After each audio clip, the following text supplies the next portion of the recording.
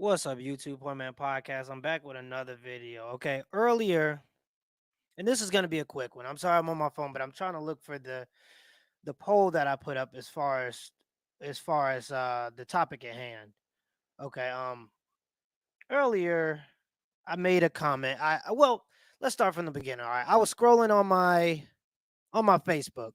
Okay, and I'm not normally on Facebook, but I just happened to be on Facebook or late last night, and I noticed some people, or I seen a post by Kevin Samuels, and he was talking about Dr. Umar Johnson. Now, do I feel like the post was? It could have been old. Who knows, right? It could have been. It could have been a year old. It could have been 2 years old. It could have been. Who knows?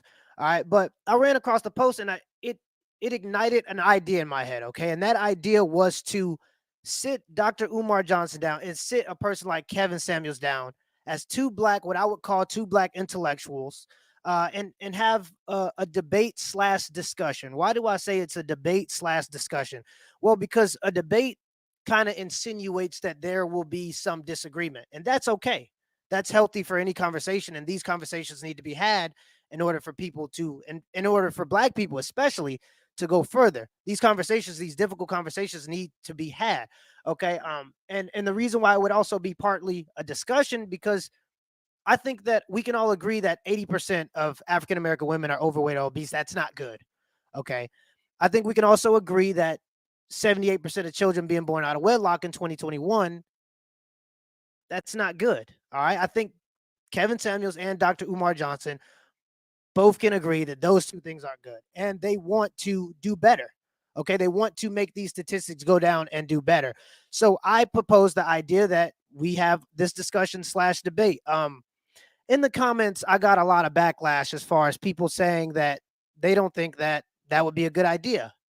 And I asked why. Like, why do people genuinely think? What's up with y'all? What's up with y'all? I'm starting to see the comments come in. I really appreciate y'all for tuning in. Um, but this is a conversation, because a lot of people that said that they don't think that this debate could happen, it seemed to be because they thought that it would just be a spectacle. It would just be entertainment. Okay. And it might be entertaining to some degree, but still difficult conversations need to be had. And they are difficult. And that's why it may be difficult to hold this event without the emotion and without everything attached, but it's necessary if you ask me. Okay. We have plenty of intellectuals on other sides. When you look at Andrew Yang and Ben Shapiro, they actually just did very recently an interview together. These two don't have anything in common. Ben Shapiro is a Jewish, very capitalistic, very traditional guy, while you got Andrew Yang over here, Asian American. He promotes UBI, which is Universal Basic Income, which is everybody gets a government check every month. And they sat down and they had a civil discussion as to what are the pros and cons to both of their agreements. Okay. So you got Kevin Samuels over here. He says, but they both want the same thing, and that is to make America better. All right. Well, we got Kevin Samuels over here. From what I've gathered from his arguments, from what I've gathered of what his mission is, it is to unite black families, because he believes that economically, and I share this same belief. Okay.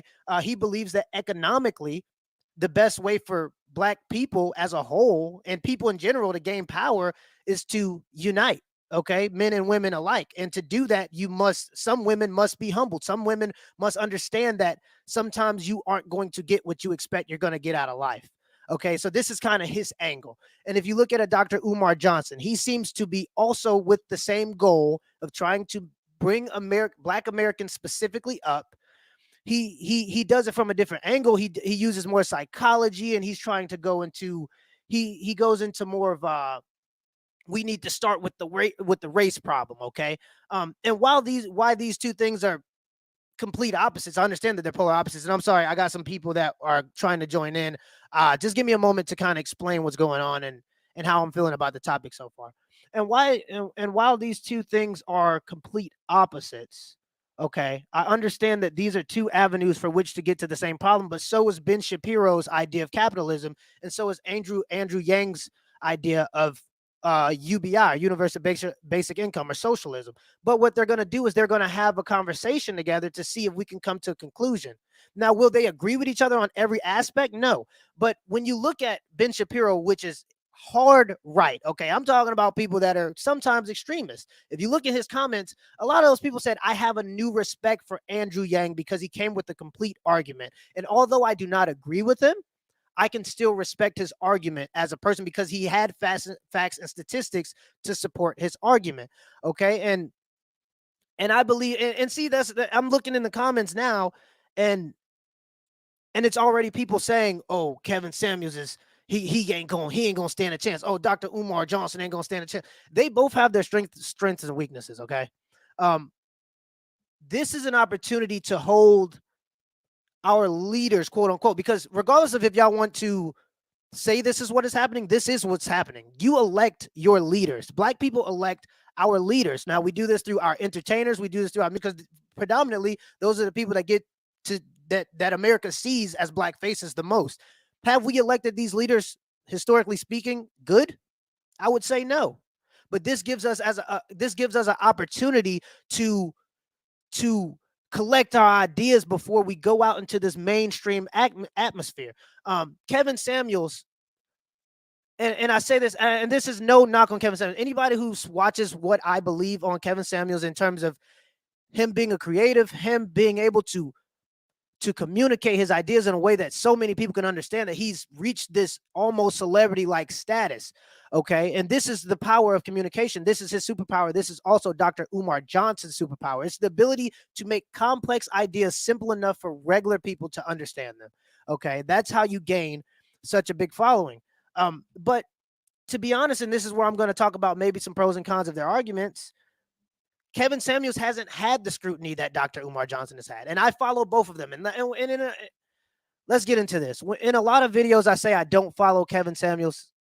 I don't listen to Kevin Samuels. I mean regularly, okay? If he does something that goes viral or something that's big, it'll come across my timeline. I'm not going to say, oh, no, I don't want to listen to Kevin Samuels.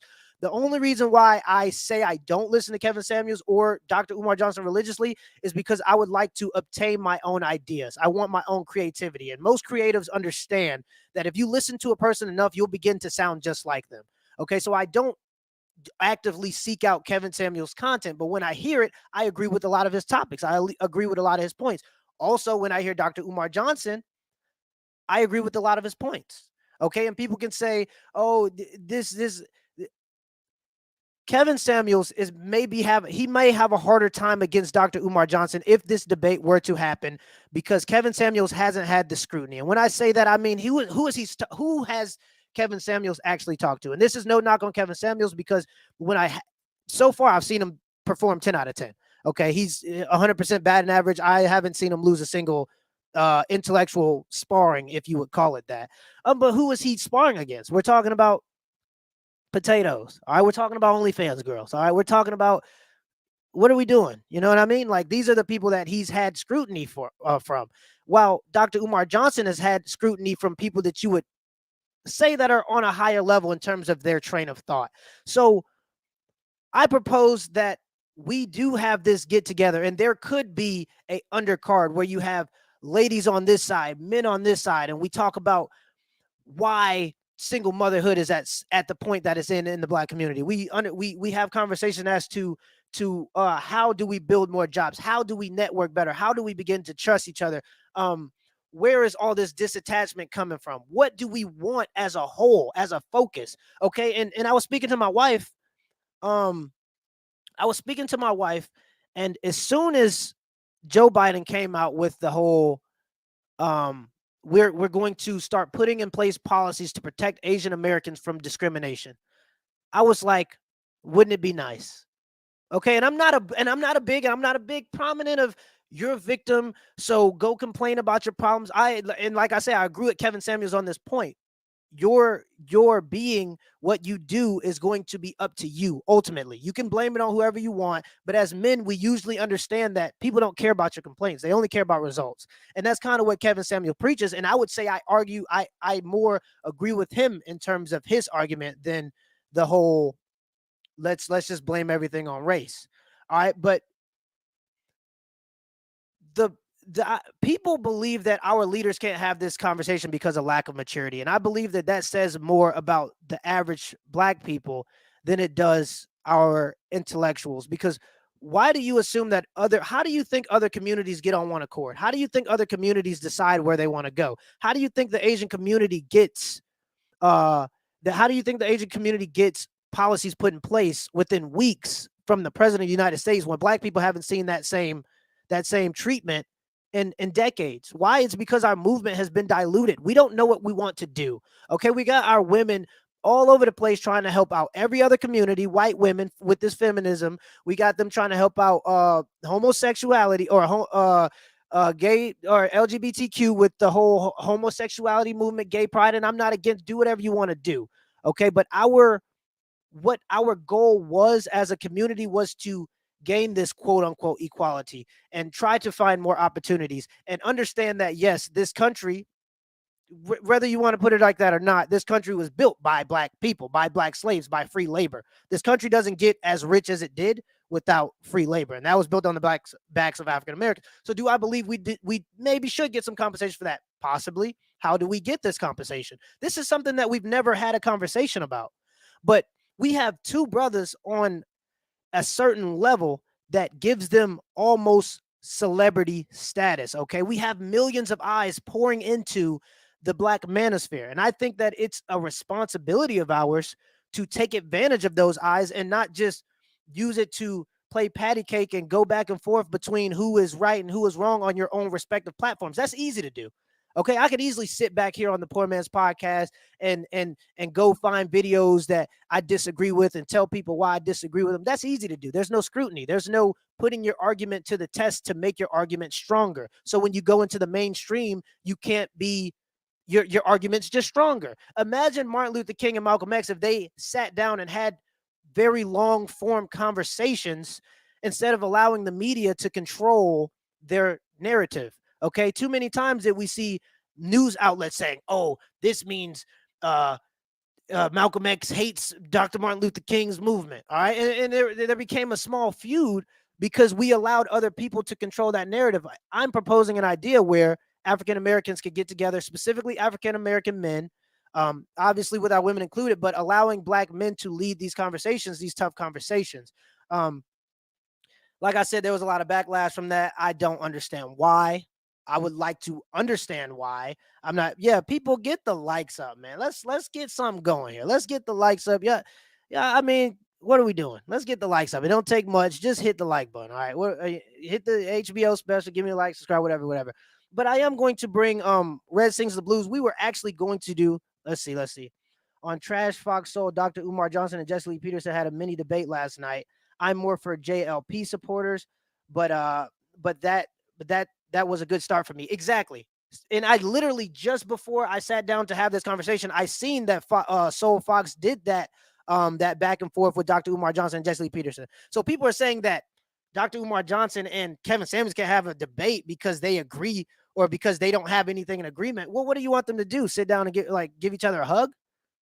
Of course, there has to be some kind of disagreement for there to be a debate, but that doesn't mean it has to end in a feud. That doesn't mean people have to then go and hate each other afterwards. But it's going to take a lot of maturity on all black people's part to be able to sit through that without getting overly emotional and judging based on the statistics that were presented what we want to do going forward.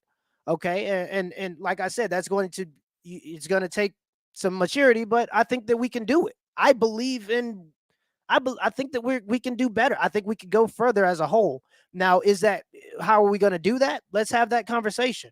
I understand and agree with some of the manosphere, but I think it's also being used the same way feminism turned black women on black men, turned black men against black women. I get where you're going with it, and that's just usually because a lot of people aren't willing to take their end of the of the concern. For example, Kevin Samuels for a while, and he expressed this on Abram Preach, and I did see that full interview, by the way. He expressed that he criticized men for a lot of the beginning of his YouTube. Okay, this is what he did, but only when he only gained traction when he began to criticize women because it was seen as taboo. It was seen as something that had never been done before. So yeah, I mean, I get what you're saying, but a lot of people honestly don't want to be held accountable. A lot of men don't want to be held accountable. And that's what it comes down to. Men want these feminine women, and they go on these videos and they say, yeah, women ain't this and that. But are you a traditional man? Are you willing to protect and provide? Are you willing to get up and go to work so your wife don't have to and she can sit home and take care of the house? Are you willing to do that? Be completely honest with yourself, because if you're not willing to do that, there are other ways to gain power from marriage or unionship. Okay, and that's through both of y'all working. Two incomes are better than one. If you're not willing to step up to, but you can't expect her to be also go to work and come home and have a home cooked meal for you every day if you ain't doing a little more, if you get what I'm saying. And a lot of men don't want to hear that. And I'm sure, the views, whatever, go down, but that's because a lot of men don't want to hear that. And it's just the truth. Liberal black women see themselves as their own demographic. They don't see themselves as a part of black people. We can't expect them to be for us. And I agree there. And that's why I said there has been a lot of going off into other spheres and trying to solve problems for other people, but that has put us on the back burner. You see Asian Americans, like I said before, getting this preferential treatment, okay? And it's because they know what they want as a whole. You know not to mess with the Asian community because they have money behind them. They have influence behind them. They're not going to allow you to step on them.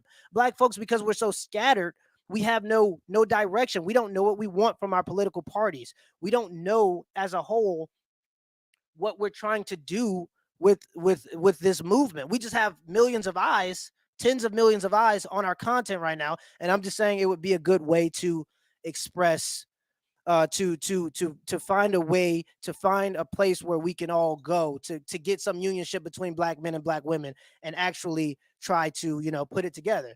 Okay, because and the statistics would follow me. A lot of the statistics would agree with me that unionship is going to make you stronger. Okay, it's going to build more balanced children, which in the future are going to go on and, statistically speaking, make more money, therefore bringing more money back into your community. And if you could spread that by also supporting other people in your community through business, then that's great. Obviously, there's going to be some selfishness to a degree, and that's why I agree with some of what Kevin Samuels says. But there also has to be some kind of community involved. Okay, we can't just all be selfish. All right, and this debate, it puts them in a tough spot. And I could see why people would say Kevin Samuels has more to lose, because he is growing right now, and him having a sparring with a guy like Dr. Umar Johnson could be negative on his image, as far as people seeing his image as strong. Okay, because people are waiting for a reason to hate Kevin Samuels. If Dr. Umar Johnson gives black women another reason to hate Kevin Samuels because he pulled the race card or made it an emotional debate instead of a logical debate, they're going to take that and run with it. But what we are going to have to do at some point as a whole is to control that, grab the bull by the horns is what I'm saying. All right, and control our emotions so that we can have these debates, because you don't get progress without hard debates. It takes very tough conversations to get progress. And I'm tired of people trying to tiptoe around these problems as if they can't be discussed amongst people we respect. Okay, and them two people in particular, there seems to be a lot of respect amongst either one or the other. And I'm saying, why not get both of those populations or people together and have a great debate? Also, another thing about being an intellectual, and this is the best part about it.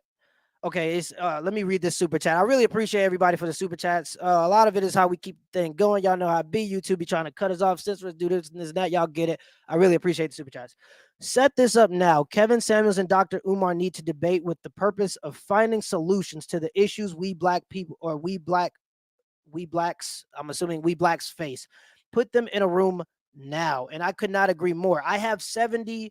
Let me see. Let me check the statistics, because I made a poll on this exact topic and how people felt about it. Now, I don't have as big a channel, so my statistics aren't going to be from as big of a pool. So with 1.9 thousand, or 1900 voters, pretty much, we have 73% of black folks saying yes, this debate would be great for our community, and 27% saying no, this would not be good for our community. And I ask why this wouldn't be good for our community. I'm sorry, the call-in, we have a few people in the call-ins. I'll try to get that call-in number in the comments. If somebody wants to put that up, I can pin it or do something with it. One second. I'm still learning how to do all this broadcast and stuff. I'm not a big live stream guy. Okay, usually I'm doing my own thing, but and I have to work on this myself. Okay, because there was a little bit of time, and I see Red Sings the Blues is in the house. We got Jason Johnson in the house, and I'm going to be clicking on y'all to have a discussion as to what y'all think, as far as what I'm talking about. But I had this same dilemma at the beginning of the channel. Number one, or some people wanted to do collabs, but I was a little bit reluctant to do it because number one, I didn't have any value. I didn't have a following. I didn't really have much. So I don't want to go into your channel and not offer you any value as well. Okay. And number two, I was just in a place where so many people were bailing out, and I was having these issues with people that I didn't want to look unprofessional on my channel, because I'm going to be the one that holds myself accountable. Okay. I'm going to be the one that says the show didn't happen tonight because of me. Okay. Because since I am the person who runs the show, I'm supposed to be the person who filters who is allowed to come on the show. And if I'm allowing unprofessional people to come on the show and can't, stay up to deadlines, then that's a reflection on me and what I'm doing. So that was my problem with it before. But now I am going to start doing more collaborations. I'm going to start getting out there fresh and fit. Red Sings the Blues, O'Shea, Minister, yeah, or Jap. We got Kevin Samuels. If you want to have me on, we can have a discussion. Anybody who wants to do collaborations, I'm pretty much going to start, doing as much as I can to put out some of these messages. Talks about people in an intellectual. Somebody tell me what makes a YouTube guy who talks about intellectual people intellectual.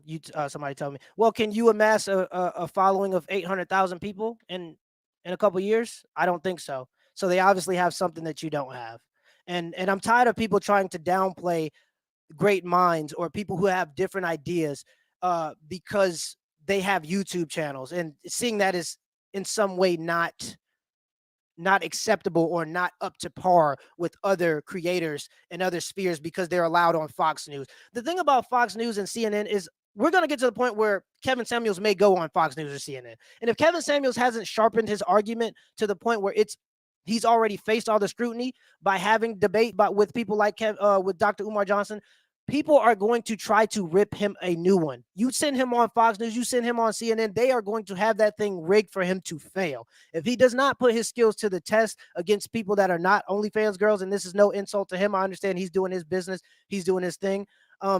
It's going to be really tough, and people are going to wait before they call him legitimate. People are going to wait for him to have conversations with people they consider legitimate.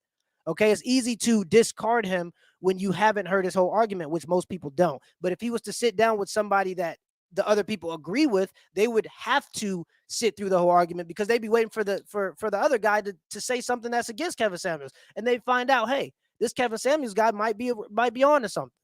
All right, let me read another super chat. We got another super chat in the building. Lots of negative people in the chat. If you don't believe in this young brother, be quiet.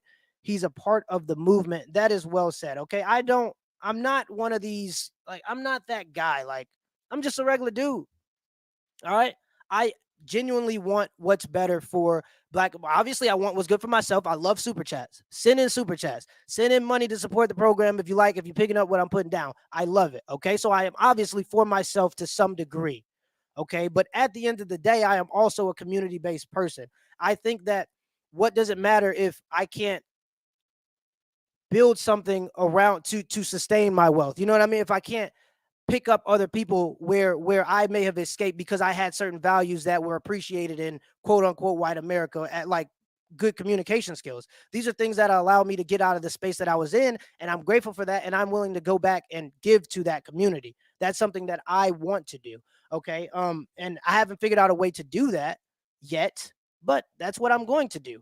All right. And it's going to take time, and that's part of the development. But I just started in December. So I've grown quite a bit in a little bit of time, and I don't plan on stopping. All right. So let's get Red Sings the Blues in the stream. All right. Red Sings the Blues, the guy I was going to do. I think we're going to do something tomorrow, actually, as far as an interview. But I'd like to hear what you got to say as far as this whole debate / discussion. Let's see what you got to say. Yo, what's up, man? How you doing, bro? Yeah, doing good. I thought we were doing Thursday. Yeah, it was Thursday. Yeah, it was Thursday. Yeah, I'll be there, man. I'll be there because, yeah, I mean, it didn't matter to me that, you were growing faster than me, but, I took my time and I said, you know what, I'm going to help out my people because, you know what, it means something to me that, I help out people and I get the intellectual discussions going. It didn't matter if I grew or not. It just mattered if I really just talked about what we needed to talk about. You know what I'm saying? And for a lot of people, I think they want to see more of the entertainment sort of aspect. And when I watch your content, I know you want to be You want to be entertaining, but you also want to be have an intellectual conversation. Now, Bingo.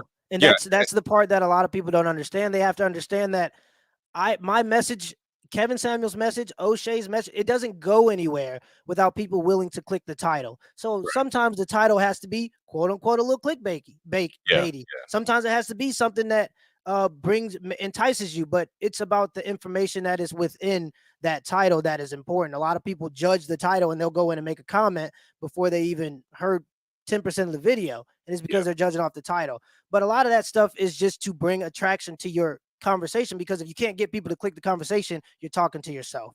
right, So yeah, I'm happy you understand that that's part of the business, that's part of the yeah. game. But how do you feel about if Kevin Samuels and O'Shea, or not O'Shea, but Dr. Umar Johnson were to sit down and have a conversation? Do you think this could be something that would be good for Black America?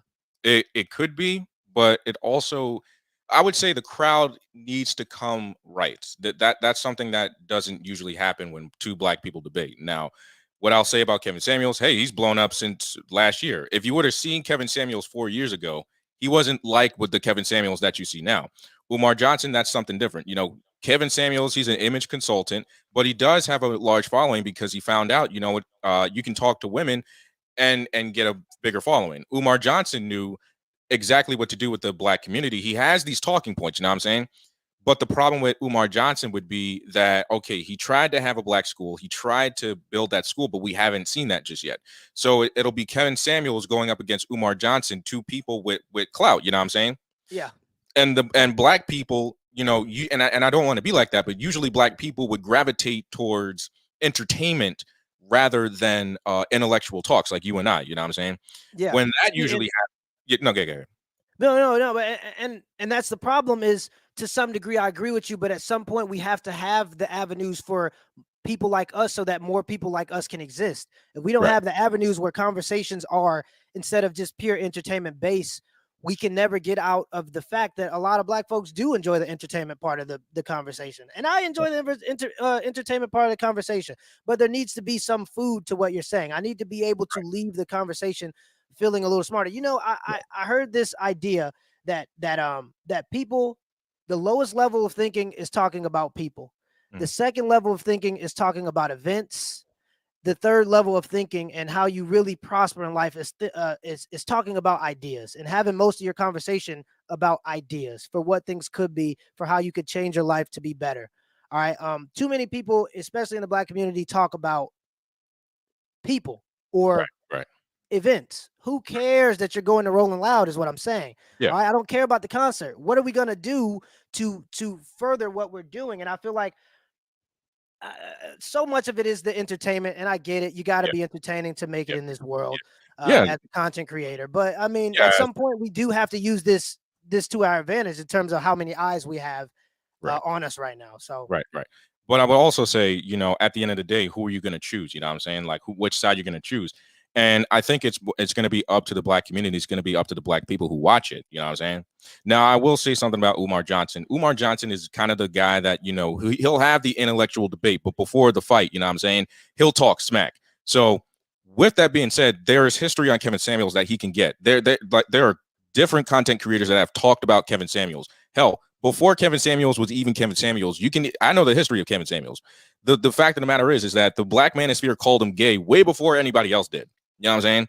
So they made fun of Kevin Samuels way before then. So Umar Johnson can go grab any video that the black manosphere has done on Kevin Samuels, because the black manosphere does need to take a little bit of accountability on how they did Kevin Samuels. Because right, nowadays, because back in the day, they didn't yeah. like Kevin Samuels. Now they on his No, yeah, they but I on his mean, sauce, you know what I'm saying? you put a title with Kevin Samuel's names in it or name in it, and it's going to do 10K what the normal views are. And I Yeah. think everybody has become hip to this. I'm seeing everybody in this sphere using Kevin Samuel's name for profit, and But I get that's it. why that's why he and I got to make this quick. But that's why he put a copyright on his stuff. That's why if you use Kevin Samuel's stuff without his permission, that's why he did it.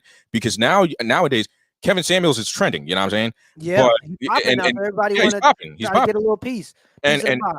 yeah, and the thing is that everybody's talking about him. Guys with millions of subscribers are talking about him. He was on Yeah, The Roommates. He was on No Jumper, Joe Budden. yeah, Everyone's talking about him. You know what I'm saying? So people want that piece of the pie. Kevin Samuels was smart, and I'll say that. That's why, I disagree with people saying, oh, I can't use Kevin Samuels. You don't know Kevin Samuels like some of the Black Manosphere does, because I know Kevin Samuels really, really well. You know what I'm saying? But I got to go. But I'll catch you on Thursday, man. We're gonna definitely catch you. Yeah, we're gonna chop it up. Maybe we'll discuss a little bit more. Appreciate it, bro. Yeah, definitely, man. All right, catch you later, man. Yeah, no, I agree with that, and that's why I tell people. That's why I tell people all the time. You have to understand, like, his process and what he has built didn't come overnight. Okay, and I understand that as a newcomer. All right, so if he's a little bit what is it, defensive about his intellectual property, because that's what it is. Like, people just say as YouTube videos, this is intellectual property. This is media.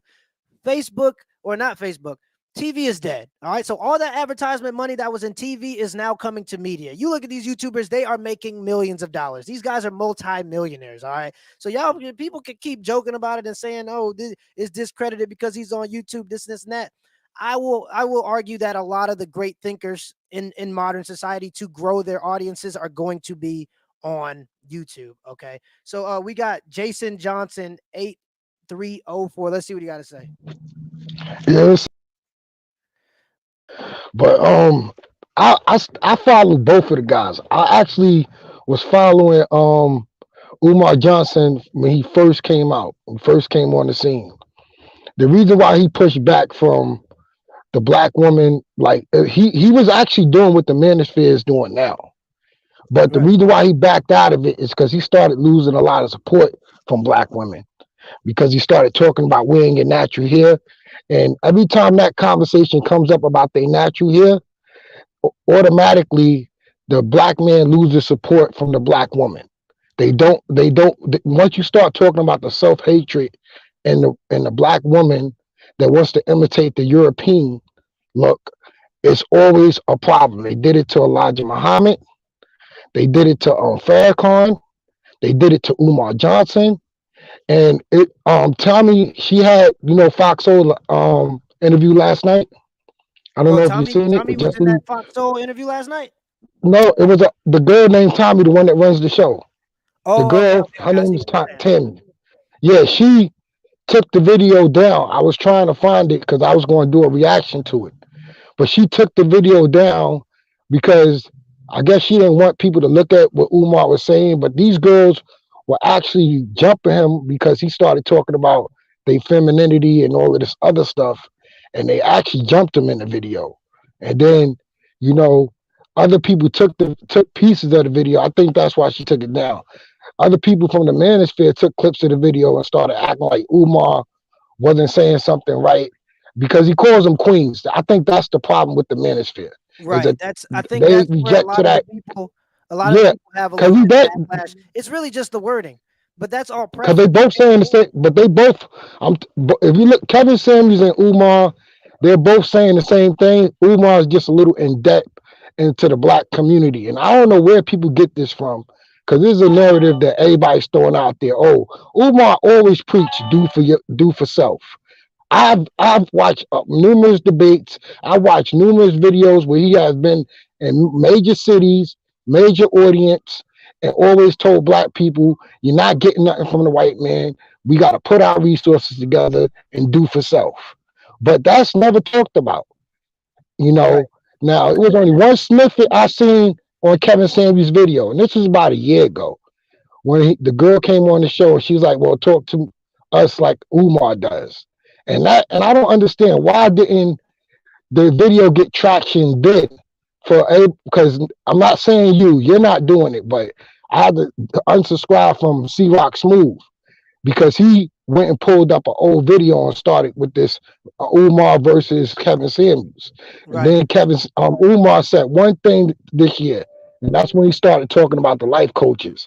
That's the only piece, I don't know if that's what you're talking about, but that's the only piece I could find where he was, saying, well, I'm not like the rest of them and this and that, because he is arrogant. He's an arrogant man. I give you that. You mean Kevin Samuels? No, Umar's arrogant. No, I think both of them have a little bit of that. In all honesty, I mean, Kevin Samuels is arrogant. Kevin Samuels is arrogant, but Kevin Samuels is willing to put himself to the side for a minute. Umar, sometimes He just don't want to put himself to the side and let nobody else shine. He wants to be on top of the world and Right. stuff. And I think that it would be a good for a debate because they both have issues that they really need to hash out, and maybe they could come together because I don't see Kevin being a guy that's going to be remorseful, and I don't think Umar's the type of guy that's going to be remorseful to what Kevin has to say because they both preaching black love. They both preaching keeping the Exactly. community together. Because That's what I'm Kevin saying. Samuels, people always think Kevin Samuels is saying something wrong. Kevin Samuels is saying he's not really saying, "Oh, every woman's going to get a high value man." He's saying basically, if you don't qualify for a high value man, then you need to stay in your lane, and the purpose of just you having a man should be good Exactly. enough for you. Exactly. But what they do is they take this high value stuff and switch it up and don't listen to what he actually says. I watched this man's video. I watched him tell girls, "Oh, so you're gonna tell me the carpenter ain't good for you? You're gonna tell me the men that build this country ain't good for you? And you telling me you just supposed to just get it while it's built? You ain't gonna help him build it, but you want to get it when it's built." He actually said that last night. And so when you look at both of these guys, they both have some PowerPoints, and if they had a debate, I think that they both come out looking good. Because I don't know if you've Exactly. seen that Breakfast Club interview, but Charlamagne and them, they eating real lovely off the YouTube views because they got that man is at it was a week ago, and it's at hold on I want to get it before I tell you about it. It's at Yeah. 2.9 million views on YouTube. He eating. And this is 2.9 billion, 9 my only million concern. Go views. ahead. My biggest concern is I'm tired of seeing the normal narrative between two black prominent people be let's trash each other on social media but never actually understand each other's differences. You know what I mean? I'm tired of that narrative. We've heard it, we've seen it, we get it, we're over it. Yeah, we As black lost a people, we lot. want We lost a real lot talk. with that. We lost Malcolm X and Dr. Martin Luther King because remember they had the little two differences and it was used against them to assassinate both of them. You Exactly. know, you had it W.D. Du Bois and Marcus Garvey. This stuff is ingrained in us. You know Exactly. what I'm saying? This is It's such a combative attitude, but nobody's willing to step in the ring. All right. And I mean, I believe me personally, I believe that's kind of to sit on your social media where you're comfortable and everybody agrees with you and just talk about how you're right and the other person is wrong and slander each other back and forth. That we're going to become a spectacle. People are saying, "Oh, I don't want it to become a spectacle. We shouldn't bring these issues to the limelight." I'm like, what do you think we're doing when you got a guy like Kevin Samuels or Dr. Umar Johnson sending shots at each other? That's becoming a spectacle. yeah. So at least have some kind of good debate or some kind of good discussion, good conversation where people can And leave that and you know conversation what another feeling better about it. you know what another good debate will be. Because this is what I wanted to always see. It's a little bit off topic. I would like to see Tariq Nasheed and Umar go at it because they've been beefing for a minute, and I think they could both get on that stage and hash that out. Because you're right, you got to get it out. Back in the days, if two men had a beef, they go out and fight, and then they best friends, and they then forgot about it. Nothing is brought up. But today, we just this internet is just like you could just say what you want and nobody responds to it, and you ain't got to worry about the other person, but you continue with the Biggie and Tupac And beef. the worst part of it is the thing about the internet is it feeds you things that you want to see. Okay, so everybody that is under a Kevin Samuels video is going to agree with Kevin Samuels, and everybody under the Dr. Umar Johnson video is going to agree with I Dr. like Umar them. I Johnson. like them. I like them both. You know what I'm Me saying? personally too. I think they both have Just like different I like. arguments and different strong suits and different weaknesses. I mean, and that's what you should be able to do as an intellectual. That's the power of it. Is you're able to look at things from a new perspective and take your current decision or your current views and change them according to new information. That's the best part about being a person that considers Yeah, himself a because deep thinker. I'm So gonna be honest. We need you. See, Poor Man Podcast. I like the way you came out, man. I've been supporting you since day one. Click subscribe, get the likes up, because this man has earned it. I seen this man getting it out the gutter when he first came and stuff. yeah, You was just making you just making videos. You didn't even have a live screen yet. You just yeah. and you know you ain't know if somebody was watching it or not. I used to throw my comments under it because show you support. And I'm like, yo, man, for you to be live now, I can't believe it, man. You did it quick, man. You did it real quick. You know, it's because you wasn't clout chasing. You know what I'm Yeah, saying? You did it the right way. You know, and then when Kevin Samuels said something, you respected what the man said. right. Even though you say, even though it goes back to what Umar said, Oh, you brothers was supposed here to help back brothers then. out. That was when I had Yeah, like 2,000 subscribers. That's crazy that you was here all the way back then. Cause yeah, I, I I remember that told time. yo, I told you I like the HBO special. Help a brother out. I Yes, told sir. you I That's what like it's that all about. special. Let me go ahead and You get know, but somebody else on here. I appreciate you I'm though gonna for let you coming through brothers here. get on. I just like talking to you, brother. It feels good, and I'm gonna keep supporting you and stuff, and throw you some change here and there. Appreciate Make you, sure the brother. I appreciate you. platform stay. Yeah, you gotta make sure the finances is up. That's how you keep a Yeah, platform growing. yeah. Oh, yeah. That's It how it ain't gonna is, grow bro. with no money. It ain't gonna grow without no money. Yeah, I ain't too. We'll get it together. I ain't too worried about that though. Let me go I ahead and have get somebody else up in here. I really have a appreciate good you though, one. man. I appreciate you, brother. Keep doing the work.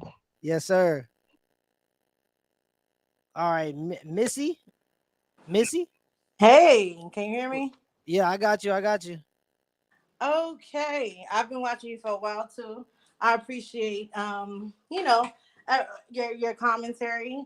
I'm someone who's in support of Kevin Samuels. Kevin got me Okay. back in the gym. Right. Okay. Yeah.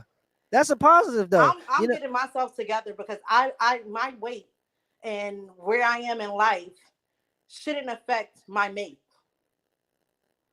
So Right. I'm definitely in support of Kevin, but I feel like Kevin and Umar are two different like I don't feel like they have the same commentary. They're not preaching the same thing. Umar, to be honest, I feel like Umar is a scammer. Okay. See, but It's a this is lot of things going on with Umar, and I've been so following Umar for years and right. Yeah, supported me too. Umar, put money into Umar's hands. So do you feel like this is a conversation that should happen, or are you saying it shouldn't happen because of these reasons? I don't feel like we need to keep giving Umar so much light. Yes, he knows how to pander to the black community. Okay, he knows what to say to make us feel good and say, yeah, this is right, this is right. And I'm not saying that certain things he say is wrong. Okay, yeah, okay. Just to kind of go into that a little bit, I have somebody here saying exactly they speak on different topics. What I argue with that is there are plenty of other intellectuals in other spaces where you look at and I used this example earlier where you look at Andrew Yang, who has the idea of universal basic income. And that's Mm-hmm. pretty much a check from the government for everybody. So that's more socialist. While you have people like Ben Shapiro who argues he's a Jew, he's really big into capitalism. Okay, he's very into traditionalism, but they can both come together and have a conversation and try to sway the people who are watching's opinion using facts and statistics. So why wouldn't a person like Kevin Samuels or Dr. You Umar want to know Johnson be able to why? do that? Because Because I know Umar's Dr. facts Umar and Johnson has this thing statistics with the are school, and a lot of bullshit. people and for right reasons have been skeptical on his school project. Okay, just recently he did go in the Breakfast Club and say he does have the schools, they're just under maintenance, or they're trying to get the infrastructure. But still, nonetheless, it's been years, brother, and we've been donating hundreds of thousands of dollars, potentially millions of dollars, who knows, to your cause. But this is an opportunity to hold him accountable for that. Okay, so we get him on stage to have this conversation. We say, okay, Dr. Umar, the black community is giving you this much money. Can you show us some receipts or some advancement? Have you gotten closer to your goal now that you have more money? Oh, you Umar need proven on all different types of platforms that he's not going to give us any receipts. He had different interviews. He's been on different shows. He's not proving any receipts. He says, unless you're a donor, he's not giving you any receipts. He has no receipts. okay. So He has no receipts. So if the debate was to hold Umar accountable for the bullshit and the money that he took out of the black community, okay, cool, granted, hold him responsible. But as but far as like a build situation, we need somebody else with Kevin if that's the case. regardless, see, and I agree with you to some extent there, but regardless of his escapades, as far as is he a scam artist or is he not a scam artist? I would argue that a lot of the things he said as far as holding black men accountable are very important, as far as holding our economic power accountable, holding our black dollar accountable. I believe that these are all beneficial things. So although, it's skeptical on this whole school thing, and I can't dive too far into it because, like you said, I don't have the receipt. I don't know. And I'm not going to be a person that Very judges it true. before I know, because that's not what I do. I like to get the information before I make those decisions. But I do think he has a lot to argue in terms of his conversation. You don't feel like you get anything from Dr. Umar speaking as far as when he talks about black children in the school system and how they're more likely to be shown to have ADHD and all these different Of things, and more course, but likely to be on Ritalin and there's a drugs. You don't lot think that of this has helped anybody? there's a lot of other content creators that saying the same thing and been saying the same thing. So it's not to say, and yes, he has a larger audience. So yeah, it's good that he's out here saying those things. But I think it's just knowing his history, and it kind of, Yeah, I get it what you're definitely saying. throws me off. But you're right in the sense of, that's just like if you're a Christian and if you believe the Bible, Jesus talked through an ass. So, Yeah, you well, know, see, the best he part can about use these anybody. conversations, it allows for scrutiny, and any strong argument, regardless of Kevin Samuels, because in all honesty, Kevin Samuels' arguments aren't 100% authentic. A lot Oh, of the definitely. creative sphere is using ideas from other people and building on those ideas. And this is with any race or group of people. They all do that. Like, this is how you grow ideas, and this is how, like, you don't get TV without the radio. You know what I'm saying? So it's just building on ideas, and that's really how these conversations come about. But Well, if yeah, it's gonna be a bill situation, that'd be great for our community. If it's just gonna be that, you know what I mean? yeah, When it that's comes to Umar goes from building to donate, cash up, cash up, cash up, cash up. Ugh. preacher. That's probably the preacher mentality. Yeah, and it's a little annoying, but if it's gonna be a good constructive build for our community, because just like Kevin holds black women accountable for a lot of things, the black men have to be accountable for this shit too. Yeah. But the problem is we have been held accountable on a lot of avenues, and in a lot of the media. This has been True a indeed. topic of conversation since the '60s. We already know our problems. We know our downfalls, and I do edge black people, and I do You hold know them it, but are accountable for y'all the things that they fixing it? do. Are y'all Well, go fixing ahead. it? I'm sorry. But I say you guys know it, but is it being fixed? Yeah, I think so. I think that more black Americans or more black men are moving into the middle class than ever now. If we want to discuss the downfalls of our women as far as following us into growing into the middle class, we can have that conversation. But I mean, That's a more different black men conversation for right a now are doing different better than day. ever before. Different conversation for a different day. But you're Yeah, right. for sure. I feel you. I feel you. I got you. I But I take that appreciate you for back. coming on though and being able to see. And this is what we need. We need people that are able to sit down and have these conversations and be able to be swayed a little bit and give a little and get a little. That's how you get things done. You don't get it done by just being an asshole. So Yeah, we all just have to be open to it.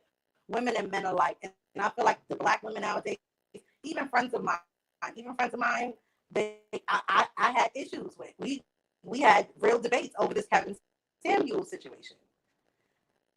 yeah, They don't and want to it's hear it. because that's what it does. It's hot I topics. take it. If I'm built like a linebacker, I need to get back down to where where I need to be. And that's just real. No, yeah, You no, I completely I completely agree. business, do what you gotta do. Yeah, no, I completely agree. I'm happy you're holding yourself accountable for your downfalls, and that's what it's going to take. It's going to take everybody personally looking at their lives and deciding if they want it to be better or if they want to stay in the same position. If you want to stay in the same position, keep doing what you're doing. But if you want to be better, you should maybe listen to somebody's advice that's trying to get you to be better. So, yeah, I'm happy you could do Definitely. that. But But let me go ahead and definitely get somebody follow else on the line. I me. got a whole bunch of people here waiting. Definitely follow me. Definitely love the content. HBO all day, every day. I got you Yes, guys ma'am. covered. I appreciate you. All right, let's get somebody else up in here. Nanya business. Oh, here he go. Nanya business. Oh, I didn't call you. Let's go to Dudley. Let's see what Dudley got to say. Donnie, Dudley. Let's see what you got to say. Yo, what's good, man? What's up with you, my man? The dude before your name was Nanya business. I don't trust him. Oh yeah, nah. Nah, it's cool, man. Nah, I was just gonna say, like, I think with this situation, I think they definitely should have a talk, but coming from Umar Johnson, just like the lady from before was saying, like, I just don't trust him. Like, he kind of a little shisty to me. You know what I mean? Like, he if you think about it, I know it might not be a good example, but it doesn't look right for him that he's been talking about this school for a decade, and within that decade, another black man and LeBron James built a whole I Promise school. You get what I mean? It doesn't really look good when you've been asking for these donations, making it seem like it's an impossible task, but we see it's possible. So that we have to hold him accountable for that a little bit. And I See, think, I'm sorry. Here's the thing about this whole thing is there are a lot of people that are willing to sit on this platform even and talk about how he has not delivered in certain ways. But the reason why I don't want to dive into him, quote unquote, my whole conversation was my whole part of the conversation was they both want equal. They both want the black family to be better, and I do too. So why not have a conversation as to that? Are we going to hold Dr. Umar Johnson accountable for not having delivered the school? Yes, that is a topic that we should touch. Okay, but outside of that topic alone, I'm talking about his mentality and the ideas that he's presented forth or that he's presented on the Breakfast Club and other platforms as far as his interviews go, and mhm, how those are valuable and implementing into the black community and what we believe and where we want to go. So it isn't just about the whole school thing. I get mhm, that. Like and yeah, that's going to be a big part of the conversation, but at some point we're going to have a discussion with somebody who's willing to have the discussion. Now, can we have it with somebody else? I don't know. Killer Mike, can he come down? I Maybe. Can we, I think we can. I think, like, one thing I was gonna say about Kevin Samuels, like, I think a lot of things that black men like failed to realize or maybe forgot about. I think it was a great thing that the last YouTuber came on and said, like, the black manosphere did not like Kevin Samuels at all. So it's just weird to me that we all like him now when he's coming around telling women to come in order. But when he was telling us to pull our pants up and get our money in line, we ain't like that. We was calling them gay and stuff. So it's kind of like, it's like those two, even though I feel like it would be a great conversation with them both, I think like the audience has to come like prepared to hear like black people need to get their stuff together. You know what I mean? I think black people don't want to hear that. It doesn't matter if it's coming from Kevin Samuels, Umar Johnson, Spike Lee, through movies and everything. Like, people would rather watch Tyler Perry talk about how the dark skinned man ain't shit and the, like, excuse my language, but dark skinned man ain't nothing and the light skinned man is everything, you know what I mean? And then like Spike Lee's telling you like, nah, like, y'all, we need to get our stuff together. Like, the only thing the only reason why I bring up Umar's school is just because, like, even though he's saying the things like that we all want to hear and that we all know, because I think that's been a huge problem in the black community. We all know, men and women, what our roles are supposed to be. We just don't want to do them. I think that's a huge problem that black people don't want to admit in general. Like, when we had leaders like Dr. King and Malcolm X, we wanted to follow them truly. But now it seems like we just don't respect our leaders no more, no matter who it may be. so And I how do you explain I no, I agree with that. I don't think that there are any leaders that we have elected, and that's what we do when we follow these celebrities. We elect them to represent us in the public sphere. I don't know if people understand that or not, but that is what we do. And the most dude definitely. Nanya Business, I don't know who he is, but he keeps talking to I'm sorry, maybe I'll have you on in a second. Just give me a second. Um but as far as dang, I don't know, I almost lost my train of thought. As far as I'm sorry. What was I? Where was I getting after again? There. Blacks, how we elect our celebrities, essentially. Like, our Okay. Yeah. celebrities are our role models. Okay. Yeah. And we just got to do better in terms of picking them. I mean, and what were you saying before? As far as before we got into that, I'm just trying to backtrack a little bit so I get it back because this your business dude was kind of distracting me here. No, I was just basically talking about, like, before with Kevin Samuels, like, how black men didn't really like him because he was coming at black men first. Like, if you've been Oh, watching okay. Kevin Samuels for a long time, he's been coming at men first.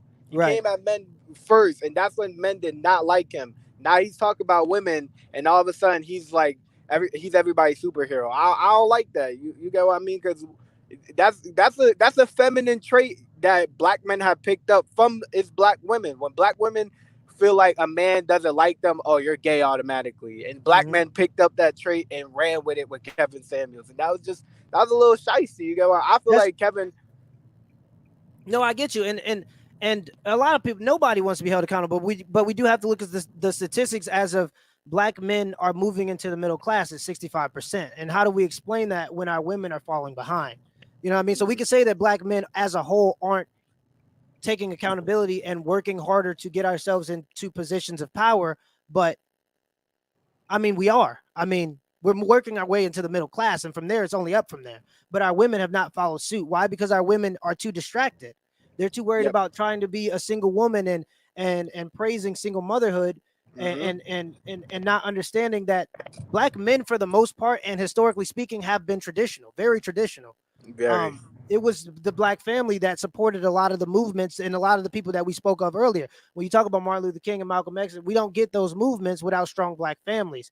You know what I mean? So for a very long time, up until the civil rights movement, when all of our leaders were assassinated, whatever, we get Hmm. it. Um, there was a very strong structure, and to say, and this is where I take, I kind of push back a little bit to say that black men haven't held that accountability. With just it's not true right now because 65% are moving into the middle class. You know what I'm No, saying? So that's true. I get what you're saying. So here's what I'll say to that. I agree with you, and I think that black women have to like realize that this whole feminism movement was never for you guys.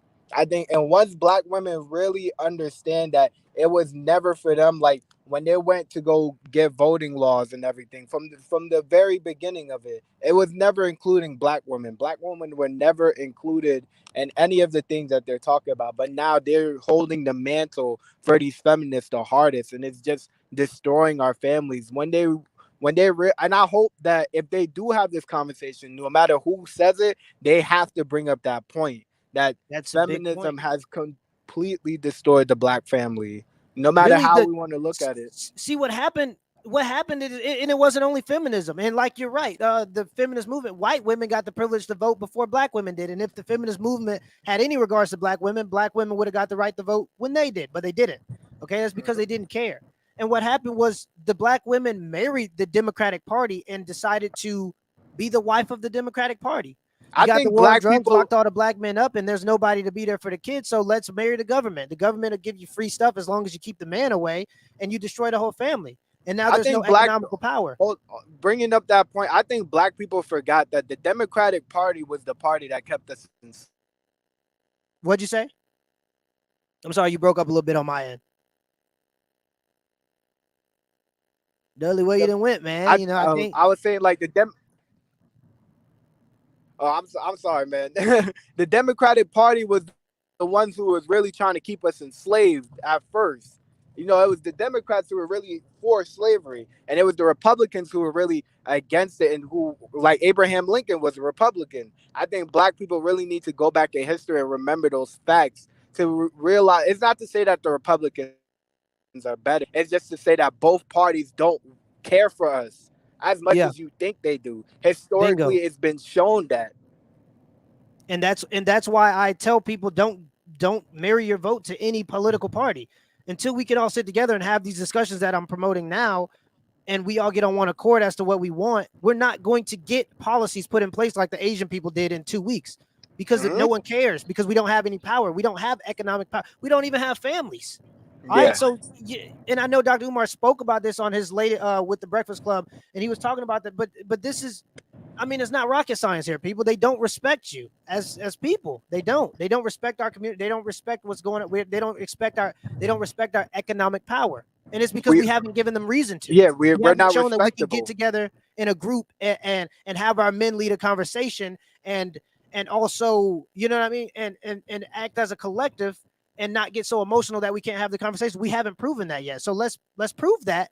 And then from there, we can start building our own media outlets. Maybe we, yeah, you know what I'm saying? Like this stuff can stem off so far. Like maybe we use all the pay-per-view money or some of the pay-per-view money to build this school that Dr. Umar been talking about. Nah, Who knows? Like, most you know what I'm definitely. saying? Like it's so much we could do with this. I think black people need to realize there was definitely before in time there was a black stock market that got destroyed. I think people should really look into those things and read into those things, remind themselves of where black people were, because black people always were traditional people. Like when I think black people, it's funny how media has changed the roles of black or white people around. When it was like the early 1900s, it was all the white people who were really doing the bootlegging, the drug dealing, everything. And it was the black people who were good Christian folks who stayed at home, who had families, and who were getting attacked. That is why we were able to have such a movement Bingo. in the civil rights movement. But those was the ones that was losing. Let's be completely honest. When you look at the Kennedy family, they built their whole family off of bootlegging. When during Prohibition, okay, this is what they did, and this is a known fact. When you look at the Kennedys, that's how they built their legacy. So while we play this honest game, and I agree with you, we are very traditional. We don't even the money that we do get from the things that aren't necessarily the best, we don't put it back into ourselves to benefit our communities. You know what I mean? And Jay-Z Yeah. has a line where he said, and what was it? The story of OJ. He said, "Please don't die over the neighborhood that your mama renting. Take your drug money and buy the neighborhood. That's how you rinse it." And basically, like, use your money to buy the community, and that's a good way to also launder your money, because there's going to be some dirty work that needs to be done. And I'm not, advocating for illegal action, but every other community has taken the necessary causes to get to where they got to be. So Yeah. although I do understand that religion has helped us inform in terms of keeping us at bay and giving us some kind of values, in the long run, it can hurt, because we got a lot of people waiting to see prosperity in the afterlife. You know what I mean? Yeah. And not looking for it here.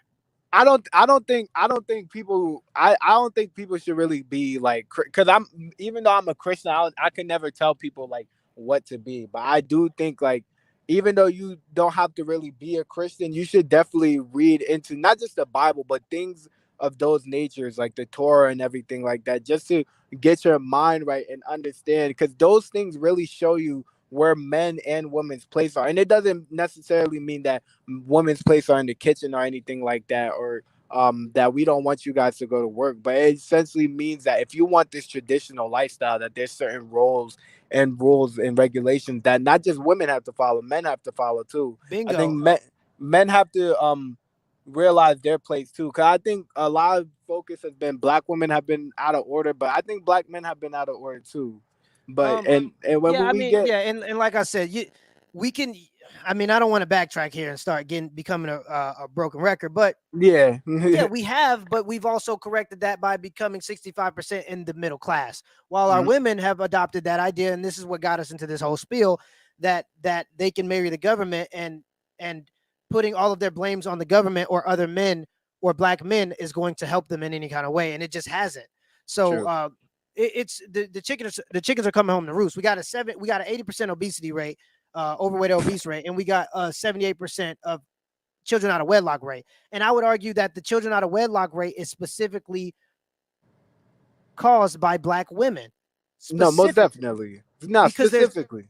and exactly, and how can we not hold them accountable for having children by people that they know aren't going to be good fathers? How are we gonna, you know what I'm saying? Like, how could you not be in a position financially to make that decision, but then carry a baby to term, which is basically buying a $250 Lamborghini or a $250,000 Lamborghini? What you did is said, I'm in such a bad spot that I want to go buy a $250,000 Lamborghini, because that's and what then children get are. They're a and two then hundred get fifty thousand checks. dollar Yeah. investment that black people can't afford most of the time. No, most definitely. I think the last point I'll leave off, because I gotta go after this. The last point I'll leave off on is um I think black women really need to understand, because like black women really need to understand, like I said before, the feminist movement is not for them. And then not only that, I think another thing black women need to hear, black black women, men understand you. Men know what you want. What you guys need to start learning is what your man wants. And when you Bingo. learn that, you'll get that most happiness in the world. Because I promise you, every man knows what a woman wants for the most part. He knows that you don't want to just stay home and be bored. Like, you want to have a type exciting life, go out, have fun with friends and family. And we'll be able to give you that. But you have to learn what we want first in our home. And when we can have that, that's when we'll have peace. So with Bingo. that, I couldn't agree with you more, bro. I appreciate you for coming on, man. no problem, man. HBL all the time, brother. Yes, sir. All right, y'all. Let's see what we got next. Device not connected. All right, Donnie. Let's see what you got to say. Now your business. You might as well get on up out here. I already know you trolling. Go on, get up out here. Donnie. Let's see what you got to say. What's up, brother? Hey, how you doing? How's it going? Good. How are you? Good. Um, So what do you think about Dr. Umar Johnson and Kevin Samuels having a debate? Do you think it would be beneficial or it would be bad for the black community all across the board? um, I've been listening to Dr. Umar Johnson for about a year now, and I'm gonna have to agree with Missy. I think he's scamming people, straight up and honest with you. If if you go back and look at an interview on Lord Jamar, he pretty much broke Dr. Umar Johnson. Okay. I may have to go back and watch that. And here's the thing, though. I know that this sounds like a broken record. Uh, yeah. Well, and someone said have a round table, not a debate. I'll put that up. And that's because there are going to be some things that they disagree with and agree with, and I'm here more for his talking points. I think that he has a lot of good talking points. Now, does he blame the government in times where black people should be held accountable for their actions? Absolutely. Okay. Is he scamming in his school? I don't know. Okay. And I am going to go watch that interview that you just mentioned. But with that being said, I don't know. I just think it's a better option than going back and forth on the internet and becoming a spectacle for everybody to watch instead of having an intellectual debate, which both of them could do. Yeah, you're right. They both could do it, but you kind of already know where it's going to go if you listen to both sides. Kevin Samuels, he's pro interracial relationships, right? And Dr. Right. Umar is very outwardly vocal about black people should stay with black people. So you kind of know where the debate would end up, if you know what I'm saying. I get where you're going. There will be a lot of emotion involved, but I think that there are a lot of people that have great ideas that are very passionate about those ideas that can control their emotions enough to have these conversations. And I don't want to put black people outside of that category because we have historically speaking been in that category. I No, I'm not want saying. I want to have a place where, regardless of if your emotions or you're passionate about your topic, you can sit down and have a conversation and see if your arguments rise against scrutiny. The problem is Dr. Umar Johnson needs more scrutiny. If you believe that his points aren't strong, or you believe Kevin Samuels' argument's not strong, they need more scrutiny to develop their arguments better. And it's hard to have that if you don't have a platform where there's somebody else that is just as smart as you willing to have that conversation. You know what I mean? Yeah, I know what you mean. So there are plenty of like intellectuals that that recently or a couple years ago, I'll say, I'm sorry, it wasn't recently, but Jordan Peterson did one with Sam Harris. Jordan Peterson was kind of in favor of religion and some of its values that it brings. And Sam Harris was against religion and saying that it doesn't really have very much value in the modern world. Okay, now these are both things that people could get emotional about and it could become an emotional thing, but for the most part, it was super productive and it changed my mind in a lot of ways for what I believe. You know what I mean? So Yeah, I understand that. I understand that. But what I'm saying is that I think people have to really do their due diligence and research into these individuals that we put up as leaders of the black community.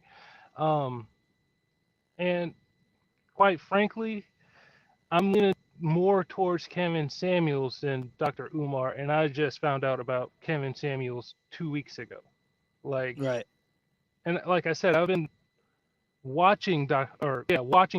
Umar for about a year since his second or third Breakfast Club interview, and my opinion is pretty set, I guess, but I don't know. It feels like the discussion needs to be had. I wouldn't say it doesn't need to be had, but do your due diligence and choose for yourself. Yeah, no, I agree. I agree, but I would like to see them under one roof, um, defending their arguments to make them stronger. It's kind of my whole spiel. And like I said, I think it's just a greater alternative to what will happen if they don't grab this bull by the horns and control the narrative. We with African American people in when it came to Martin Luther King and Malcolm X, they had these feuds and they allowed the media the specifically Caucasian media at the time to alter their arguments and make it seem as if it was a back and forth.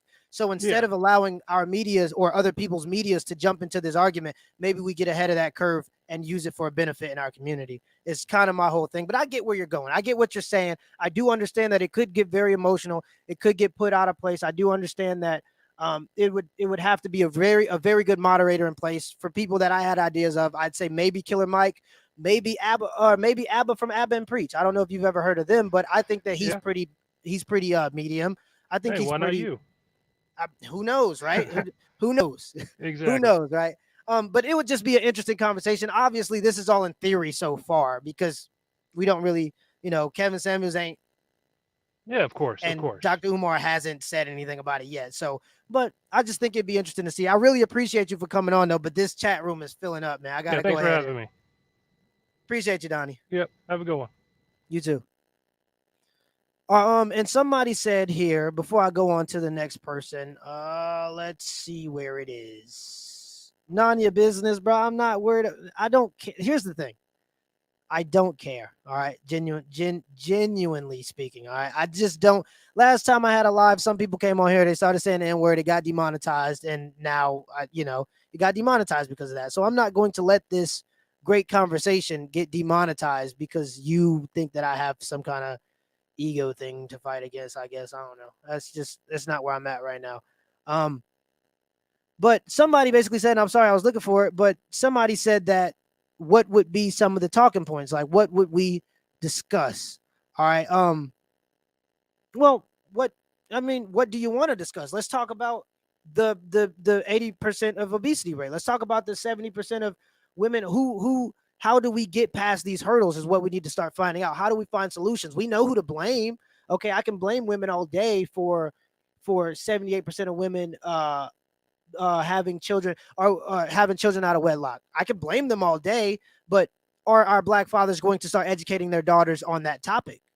Are we going to start utilizing some of the things that are put in place to prevent us from being under financial stress while we're already under financial stress? What do we want from the next political party? What do we want in the next election? Do we focus on local politics? Who do we want to vote as a whole?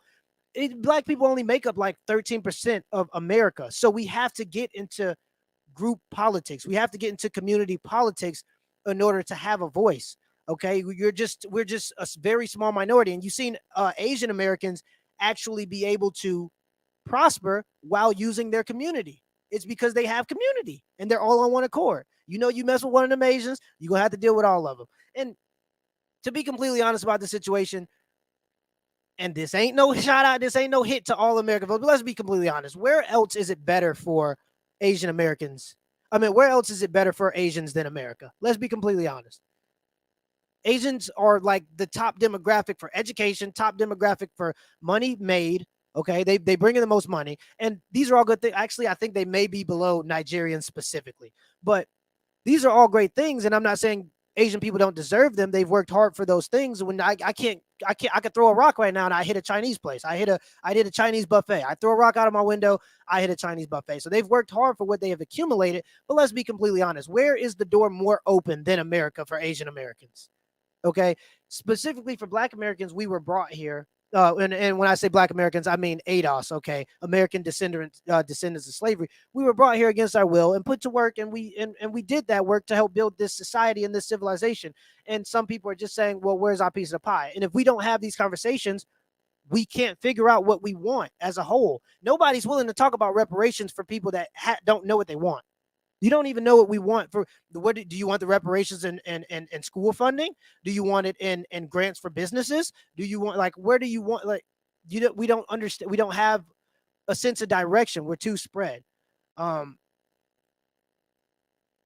why Jean says, flourish because whites have targeted has a target on our backs, not Asians. Okay, it is what it is. All right, people can say it's because whites have a target. I get it. All right, I just don't care. Okay, Black people, we got to get it together regardless. We are the captains of our ships. Okay, we decide what happens with our lives as individuals. I don't care who's holding us down. You got to fight the struggle. You got to fight it. Okay, don't just sit there and die. fight it. If you feel like somebody's holding you down. And if you feel like somebody's genuinely holding you down, maybe you shouldn't ask for anything. If you really feel like white people are so against black folks that they want to hold us down, it's interesting because a lot of those same people are the same people who are for reparations. And I just think that's a weird idea, how you would assume that somebody's so racist that you can't get a job, but then you think that they're going to give you reparations ever, especially when you're not organized enough to have a community. Okay, so let's just be completely honest about this. Dr. Poor.Mans Podcast, he is an immigrant. That's why he's avoiding my call. Yeah, okay. I gotcha. But let's go again to Red Ronan. None of your business. You might as well go and get up out of there, dog. You didn't lost it. Let's go ahead. Red Ronan. What's up with you, bro? Oh, what's up, Kinfolk?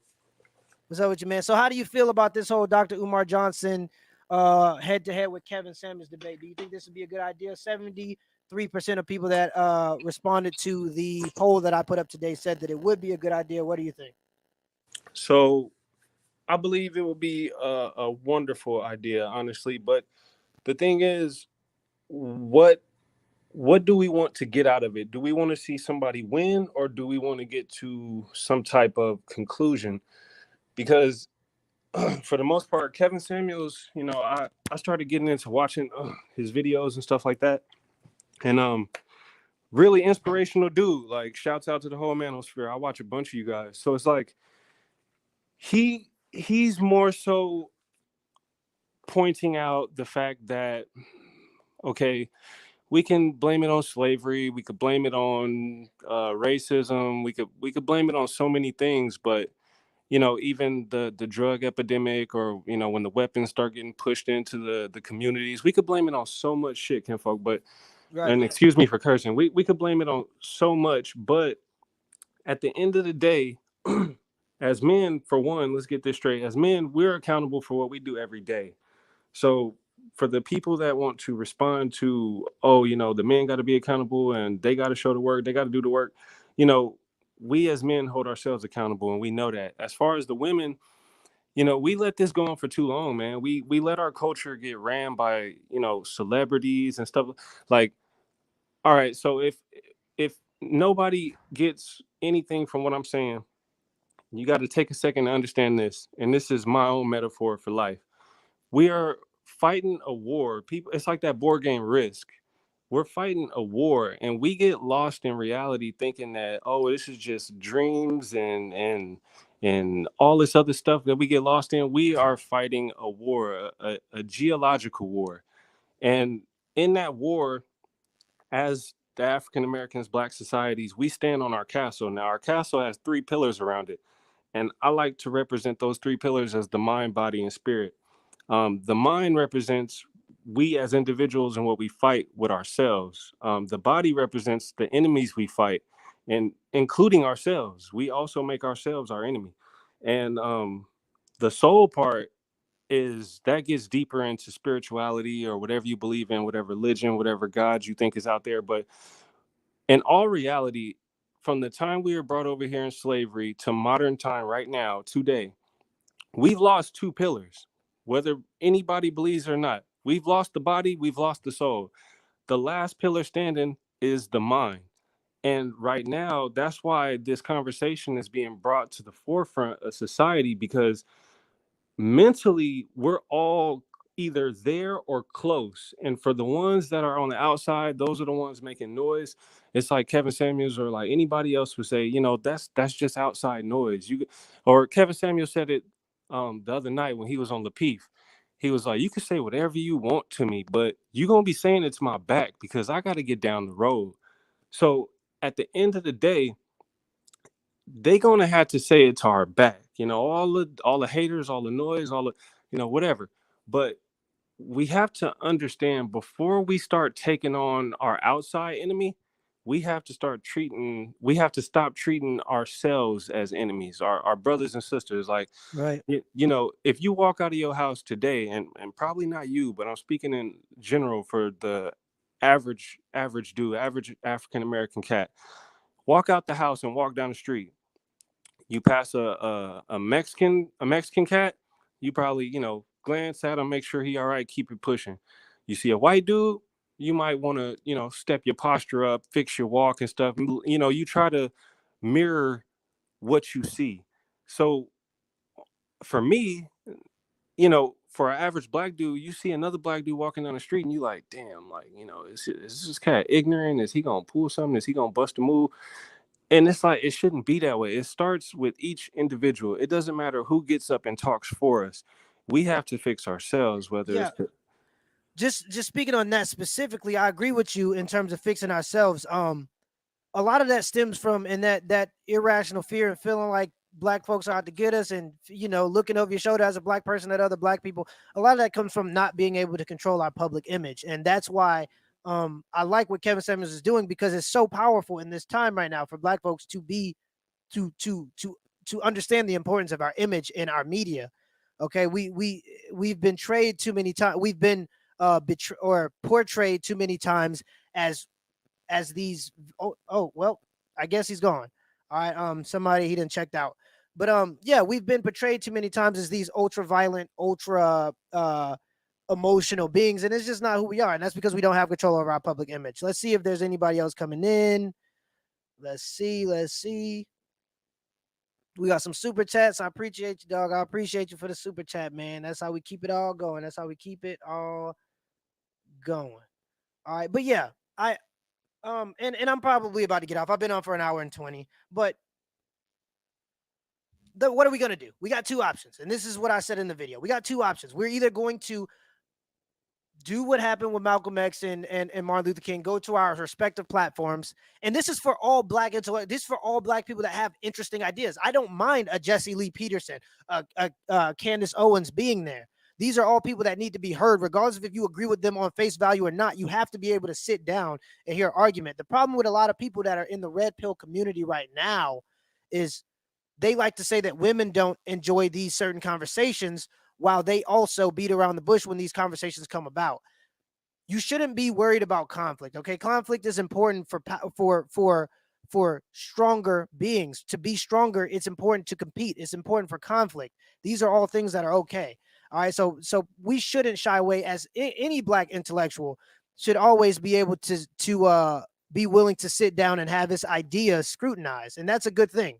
To me, I think that that's a great thing. I think it's a good thing to be, number one, to be so humble that you can sit there and have that happen. And number two, to be able to reflect on that happening and deciding whether you have the same viewpoint. Because if somebody sits me down and presents the right information, they can change my viewpoint. The only problem is it's going to be very hard because the information mostly supports my side. And I try to look at the information from both sides. Okay. But let's see some of these super chats. Rare Ronan improved Black Americans was brought over here. I mean, we could get into the conspiracies and this and that. I get it. I've heard all of them.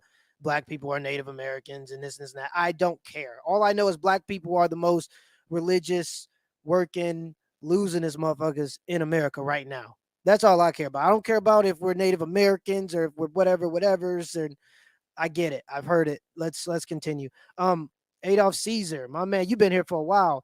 It should be a prerequisite that before an individual speaks on ADOS issues, they read the Willie Lynch letter. I completely agree. The Willie Lynch promotion is very important to read. I actually think that Dr. Umar Johnson was the person that put me on game to go read that back when I was a young buck in high school. I mean, I'm still young. I'm only 25, but back when I was in high school, he was one of the ones that put me on to the Willie Lynch promotion, the Willie Lynch letter, and its profound effects on our current position in America. Now, do we just lay on that? No. Okay, we don't die on that. Okay, that's not where we're going to die.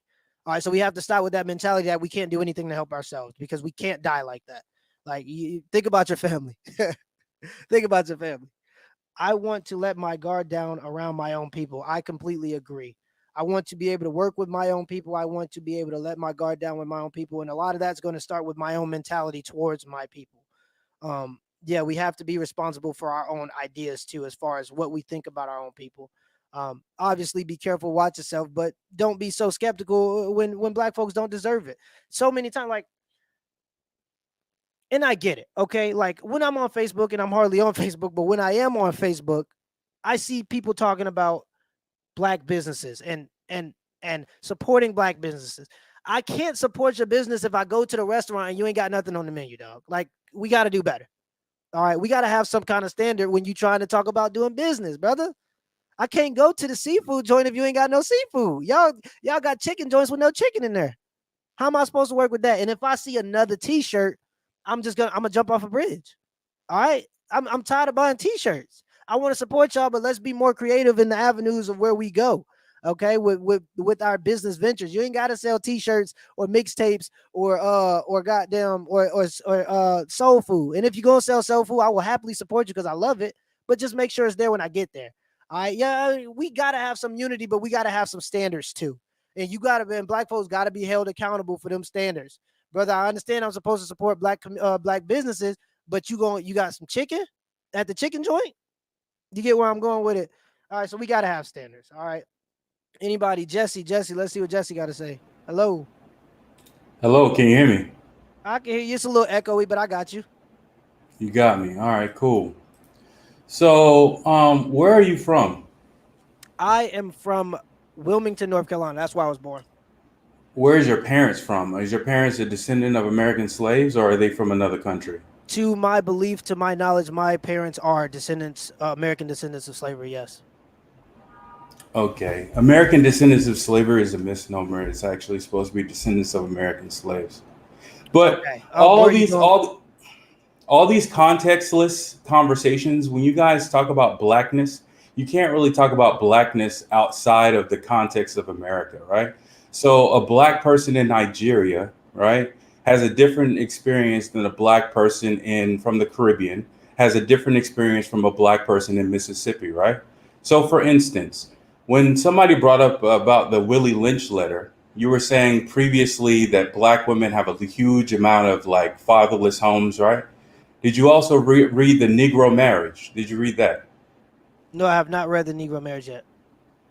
The Negro Marriage is a 2-paragraph part of Willie Lynch's letter, where it basically talks about a plan for slaves, and basically it's saying that it plans to have a fatherless home in order for the female slave to raise their children in basically in a way that supports slavery, right? So they'll raise the female child as an independent woman. They'll raise the male child as very physically strong but mentally weak, right? When you learn about that, I've heard of it. Then, yeah. I maybe was thinking of it as something else, but I've heard of it. Yeah. Okay. But where do you got a conclusion for it? No, the conclusion is a large amount of these contextless conversations need to be brought into context. So when you're saying black, you're saying something that's just generic. You're talking to all the black African diaspora, but we are here in America. So you have to use that term. Are we here to specify on ADOS? No, it's not ADOS. First of all, it's not. Are we here to specify on whatever way you want to say these words? For instance, let's take it back to Kevin Samuelson, right? Or Kevin Samuels, correct? This is what I'm asking. You here for like are you here to like to tell me if you think that this debate is something that should happen, or are you here to talk about? Well, both of them are wrong. Like the very specifics of what I say in terms of whether I'm saying black people or Kevin or Nigeria. No. Kevin Samuels and Umar Johnson are wrong. Kevin Samuels is just selling a product to black people, black people, right? Contextless. He's not talking about white supremacy in America. He's not talking about how white supremacy has a goal to break up black families, and that goal specifically is to make black or specifically descendants of American slave women independent and mannish. Right. So that mannish behavior that we criticize under the banner of MGTOW, that mannish behavior is a planned thing. It's something that way back from the 1700s was planned to happen in quote unquote descendants of American slave women in order to break up their families, in order to misraise their children. Correct. So that lack of history means that you're having conversations out of context. So you'll have a conversation like, and I know you've already saw this, where Kevin Samuels is critiquing a black woman for not smiling, as if she's not possibly a descendant of American slaves with a history of mammies, for instance, right? For a history of mammies, of a woman smiling, of a woman taking care of children, right? Here's the thing, bro. Jesse, here's the thing about this specifically is I side with Kevin Samuels in terms of taking accountability. So it's going to be very hard to have a conversation with me when we're talking about Accountability in what when we're way? talking about black women smiling or being agreeable, being a direct influence from slavery. When we're talking about a black woman in 2021, you know what I'm saying? I am all for accountability. If you want to be chosen, show choosing signals. If you want a man to approach you, maybe look approachable. I understand. I get, you know what I'm saying? Like, I can't do the whole white people are the reason for all of our downfalls. I can't do Exactly, that, me exactly. personally, So does because white that kind of supremacy energy can exist or put not? what I'm Does saying. white Go ahead. supremacy exist or not? We can go directly there. Does white supremacy exist or not? There are ideas of white supremacy. Okay, so yeah, we could go ahead and end this conversation. My name is none of your business, by the way. You've been running away from my conversations this whole entire time like a bitch. So you can just go ahead and call me that, right? So at the end of the day, when you try to advise people with a history that goes all the way back to slavery of breaking up a family, and then you basically say that institutional racism doesn't exist, that white people don't have an agenda to actually break up our families and they benefit from that, right? And you try to advise black families, right, in some sort of remasticated MGTOW BS, that or failed IMMOR ideology, right? It falls short. So when you talk about Kevin Samuels, he's just marketing a product to black women where he previously couldn't market that product to black men. He previously tried to demoralize and dehumanize black men. That didn't work out, so he did it to black women. When you talk about Dr. Umar Johnson, he did the exact same thing. He's dehumanizing black women, but at the very least, he's offering somewhat of a tangible product in the form of his child psychology, but he's just as bad as Kevin Samuels. The reason why is because he's talking to black people, but he's not talking about descendants of American slaves. But when you talk directly to that market, you have to identify with, I don't know, Jim Crow. You have to identify with the history of Jesse, my slavery man, and Jesse, raping people. Jesse. Exactly. This is, Yeah. I get it. Okay. I get Yeah, it. you've been running from me, so it's all good. You can apologize for that too. Jesse, Yeah. what are we doing right now? Yeah. I Yeah, mean, well, we're doing what we have to do since you're running like a bitch. We're doing what we have to do. That's what we're doing. see, this is why a lot of people are against the conversation between Kevin Samuels and Dr. Umar, because some people can't hold their emotions accountable. If some people Oh, aren't accountable for their emotions, there's no emotions here. At the end of the day, they're you're, both wrong. bro, At the end of the day, they're both wrong. I Prove get me where you're wrong. going. I get where you're Okay. going. Okay. No, you don't. But don't allow yourself. And what I'm telling you is be responsible for what goes on. Don't allow yourself to fall victim because of some ideology that people are oppressing. You can't fall into that because you will then become.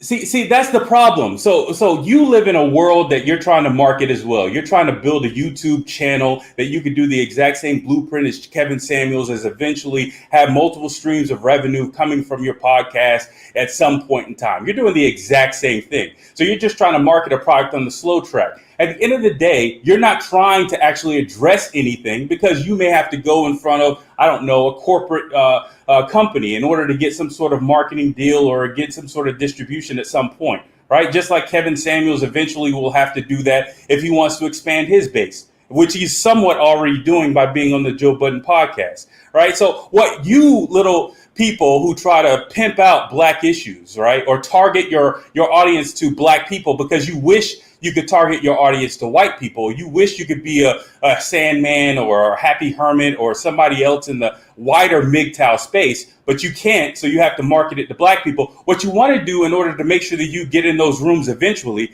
is ignore the fact that white supremacy actually exists. We have black people being shot in the back right now. Literally shot in the back of the head while running away. But that completely doesn't, that escapes people who are trying to talk about the manosphere. We have black men systematically denied wealth. Can I interject? Go ahead. Where does it benefit to tell? And I am for educating young black boys, especially specifically on this. I don't know what black boys are. Please be specific. I am not going to follow what you want me to say because you're Hey, being aggressive. At the end of the day, when you're talking about, are you going to allow me to say my point, or are you going to become emotional? Go ahead, say your point. Okay, what I want to say and what I want to touch on is, yes, there are tragedies that happen. There are black people that get killed by police officers. Okay, but do I benefit my young son? I am going. I'm sorry. I'm going to explain to him that Oh, this can Lord. happen. Yes, and this does happen. But out Mm. of 100 million black people, let's say it's 50 million. 3 black people get killed in a year from police brutality. I understand that it is a Wow. travesty, and if I was a part of that, I would be devastated. But where do what power am I giving my child if I tell him don't go outside because police are killing black people? Sounds like it would just scare him to me. It sounds like it would push him out of circles that could bring economic power to him. I'm not understanding at what point do Okay. Nobody would give a hyperbolistic answer to a child, as in don't go outside because a police officer could possibly kill you. If you're doing that, then I think you probably shouldn't have children.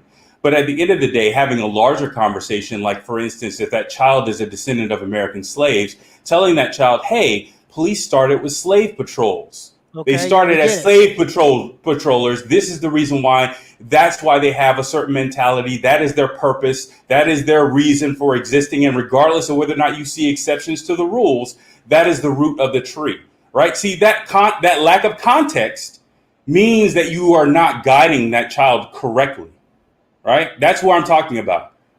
So if you were to have a conversation based on the fact that, hey, these people started as slave patrollers. They used to go out and run out and kidnap your grandparents and take them back to the plantations. That's how they started. Then they transitioned into police officers, and they had roles in a large amount of unsolved murders back in the 30s, 40s, and 50s. They allowed a large amount of KKK members to lynch your grandparents, and that's the reason why you should have.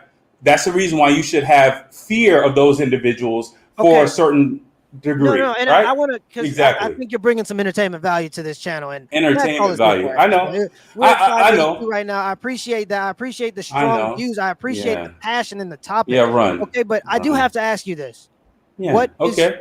what's the end game here? Like, what do you?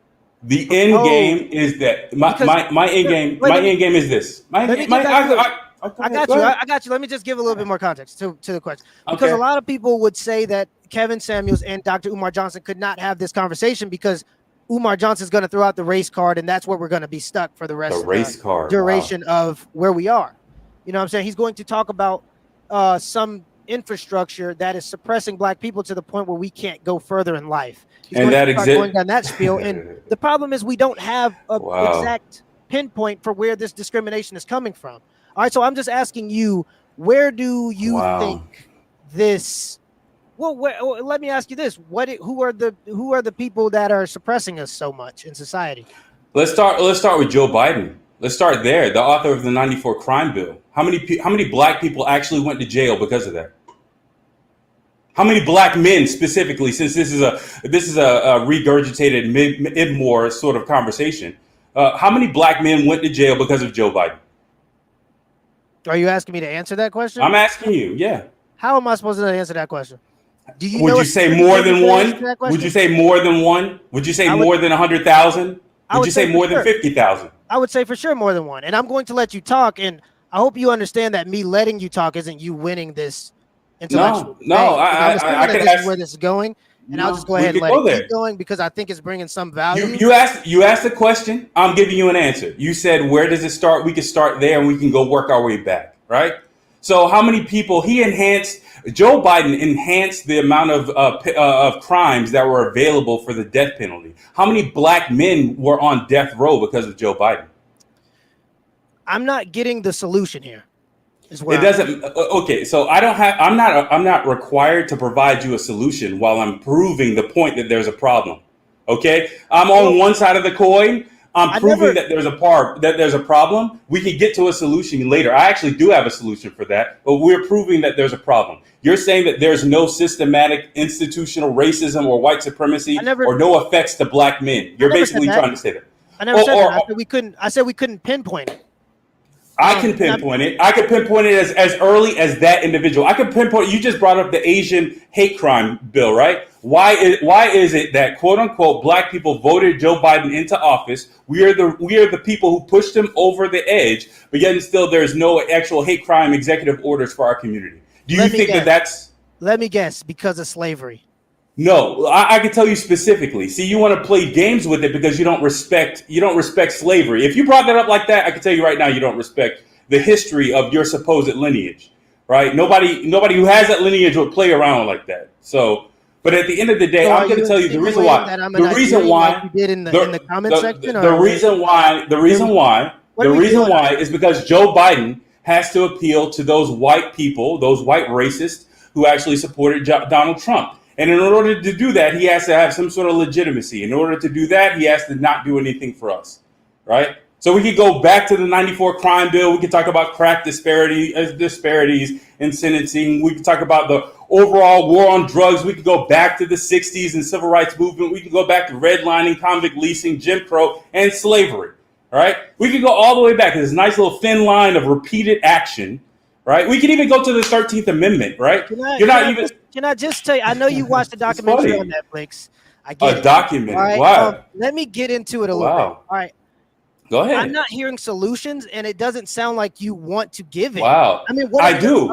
We could do solutions. We could do solutions. Let's start right here. Number one, if anybody's talking about relationships specifically targeting, I'm not talking about black people. If you want to use the word black, in my opinion, you're not speaking directly to descendants of American slaves. No the largest cares, but go group, ahead. Go on. No the largest group of people in this country, 40 million strong. So you're not talking about us. That's number one.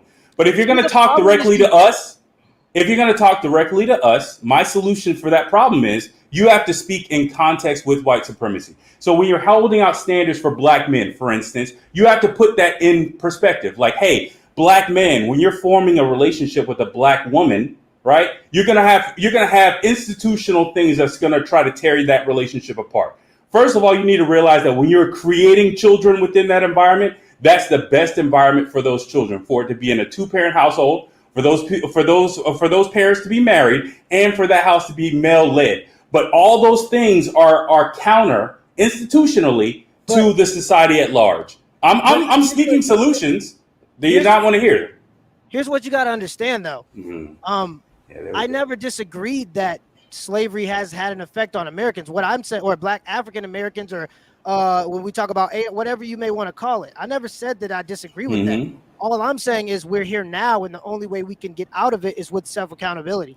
All you're saying right now is, so you're an advocate for bootstrap levitation, anti-gravity levitation. You're of the notion that if I pull on my bootstraps long enough, I'll float in midair. You're of that notion, correct? No, I'm of the notion of building platforms like the Poor.Mans.Podcast, which will be at 40,000 subscribers by June, by the way, and trying to have these difficult conversations. Oh, okay. So Derek Jackson had a platform too. Does that mean anything? We could go off of everybody's, tough times in their lives. Everybody's going to have tough times in their lives. I just feel you shouldn't be subject to them. I believe that you shouldn't be a victim to them. You should find your way, because that's what life is about. Everybody has hardships. Black people, maybe if you had more, black people may have had more because of slavery. People don't care. Okay. They only care about productivity. And you can see that people don't care because black people have been complaining about slavery for forever, and it hasn't gotten us anywhere. Where's complaining about slavery gotten us? So is Kevin Samuels your personal mentor? Is that what's going on here? What? Is he like a model behavior of what you're trying to do as a man? Is Kevin Samuels somebody who you look up to? Is that what's going on? Okay, Jesse. It was an interesting one, folks. Yeah, run. There you go. There you go. Run. There you go. Exactly. Exactly. What could we possibly talk more of? And you're right. I don't want I was in the middle of actually giving a solution to the problem, but you want to devalue it. So because you have an ignorance of history, you're actually advocating, hey, fuck history. I don't care about history. History has an effect on every single thing that has to do with your present, but fuck history. We could take examples from history. We could take examples for what we should do in the future from history, but fuck history. Let's just worry about today, right? That's your modus operandi. That's a way of creating a constant buyer of your future product, which is what Kevin Samuels is trying to do.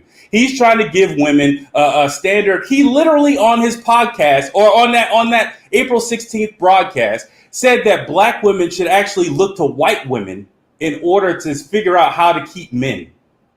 And you clearly don't have a problem with that, right? You don't see any problem with that. If you have no sense of history, I guess you wouldn't. I guess it would be completely okay with you for him to say some stupid shit like that, All right, women, white women who have a history of enslaving people as well in this country. Right, that's okay with you. If somebody is talking about black relationships and they don't bring up about slavery or white supremacy, they're not specifically talking about descendants of American slaves. You should completely ignore what the fuck they're saying.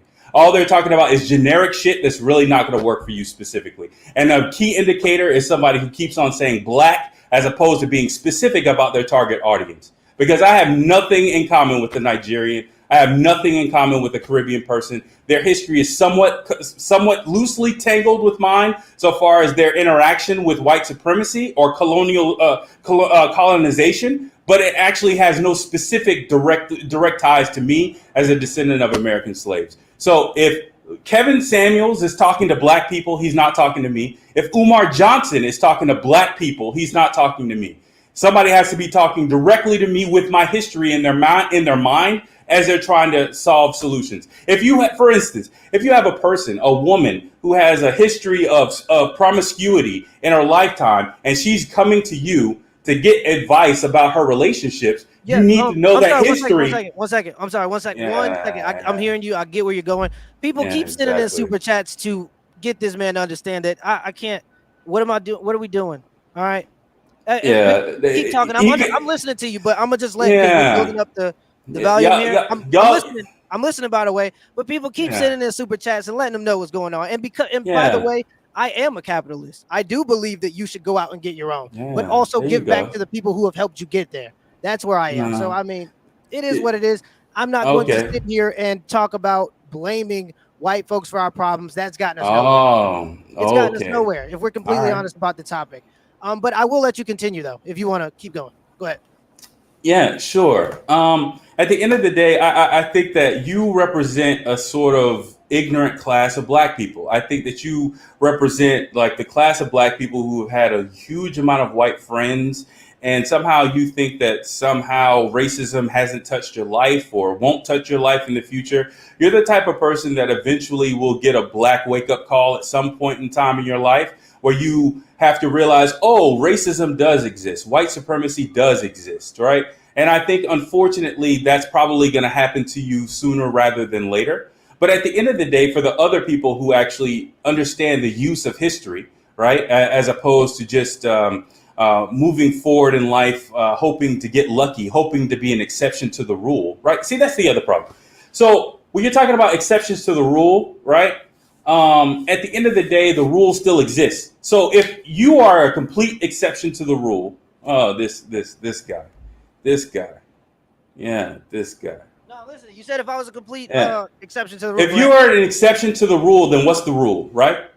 If an exception to the rule is, hey, there's a guy out there who married his high school sweetheart and they're together, she's faithful, and they've had 3 kids, would you build a platform around that? No, right? That's not the rule. That's an exception to the rule. If the rule for black men and black society, or specifically descendants of American slaves in America, is a system, is constantly dealing with the system of white supremacy, right? Exceptions to that rule can't be modeled. For instance, Kevin Samuels is an exception to that rule. That exception to that rule can't be modeled for other people and other behaviors, all right? So at the end of the day, what you're trying to do is you're advocating for exceptionalism, which is delusion, right? You're setting a huge amount of people up for failure, hoping that they can obtain something that they can't really obtain because the realities on the ground is actually different than what they're actually going to experience.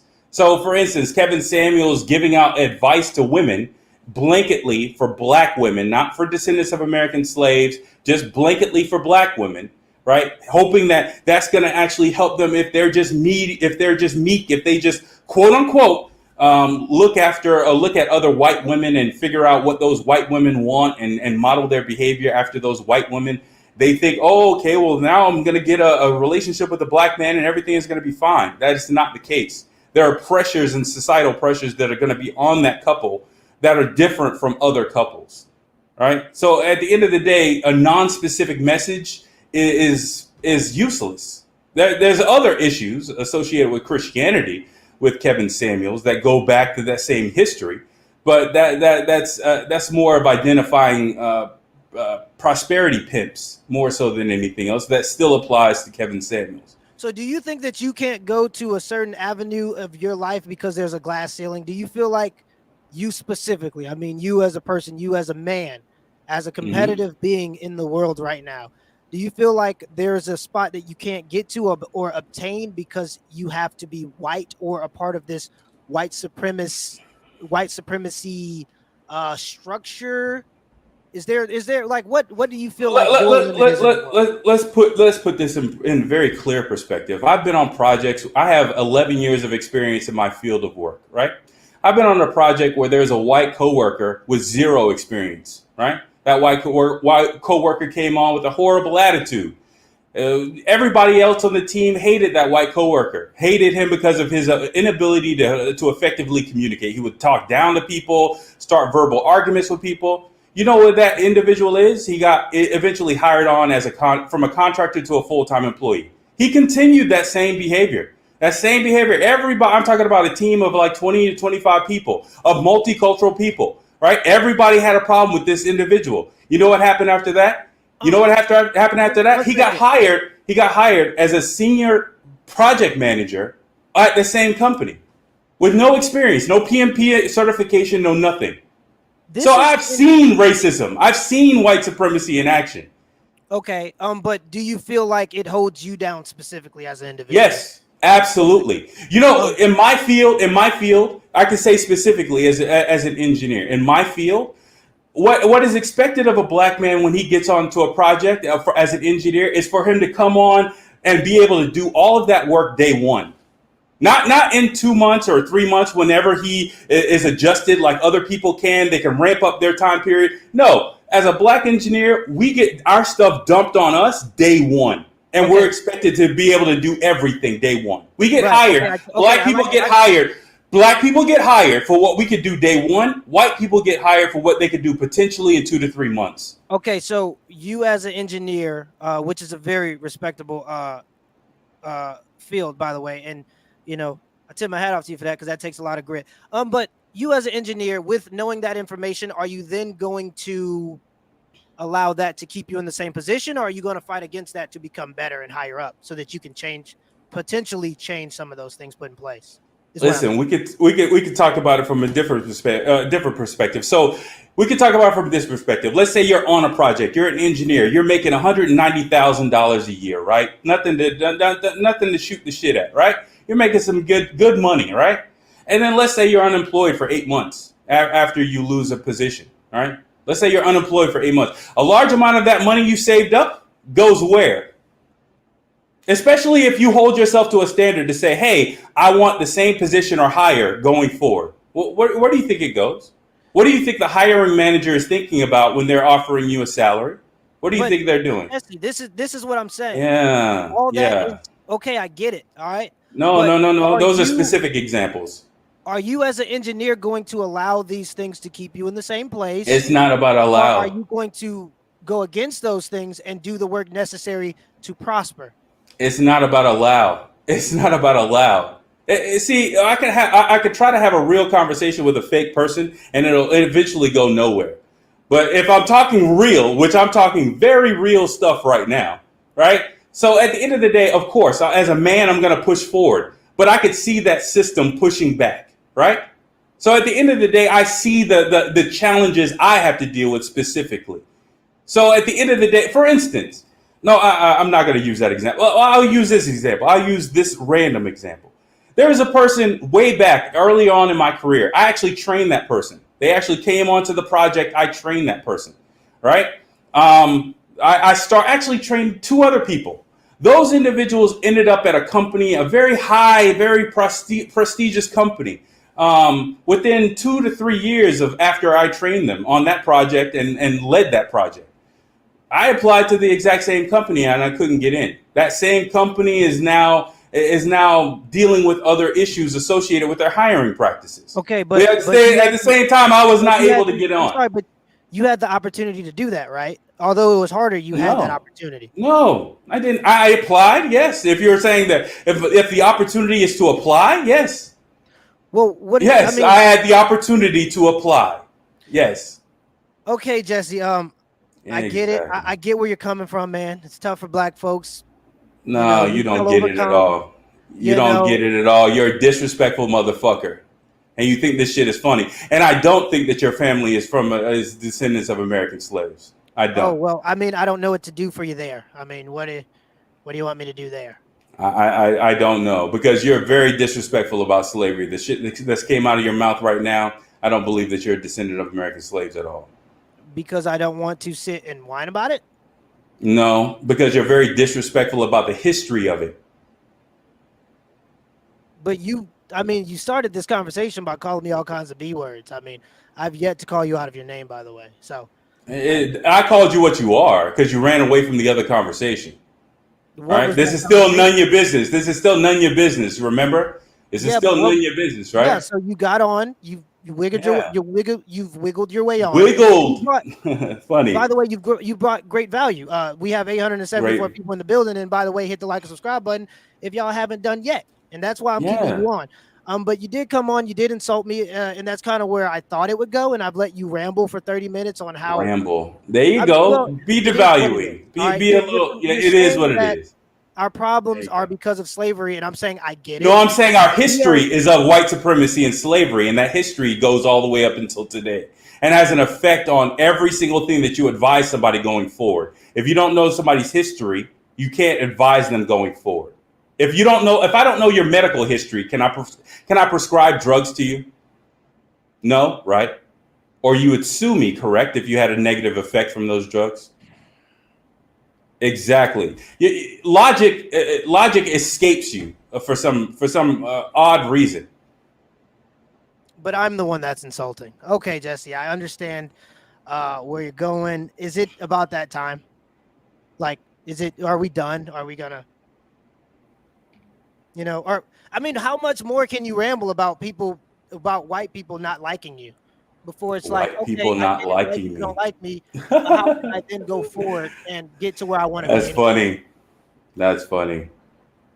That's funny. I mean, see, you're saying I'm making a joke. Did I say that? And now when I bring it up, did I say that? Did I ever say that white people don't like me? I'm very professional in every single thing that I do. Did I say white people don't like me? Or did I say that there's a system of white supremacy and institutional racism that I have to deal with, even on a local level? Did I say I disagree with that, or did I say I agree with that? Well, if you agree with it, then it should have application in everything that you say, right? I agree with it. You're in America. Put it into everything that I say because I don't feel like people need to be reminded. I think most African Americans know that, but most African Americans are willing to fight against that and not sit and complain about that, specifically African American men. Okay, and if there's one thing that Black men as a whole, because we have been traditional for most of history, we have been very conservative for most of history.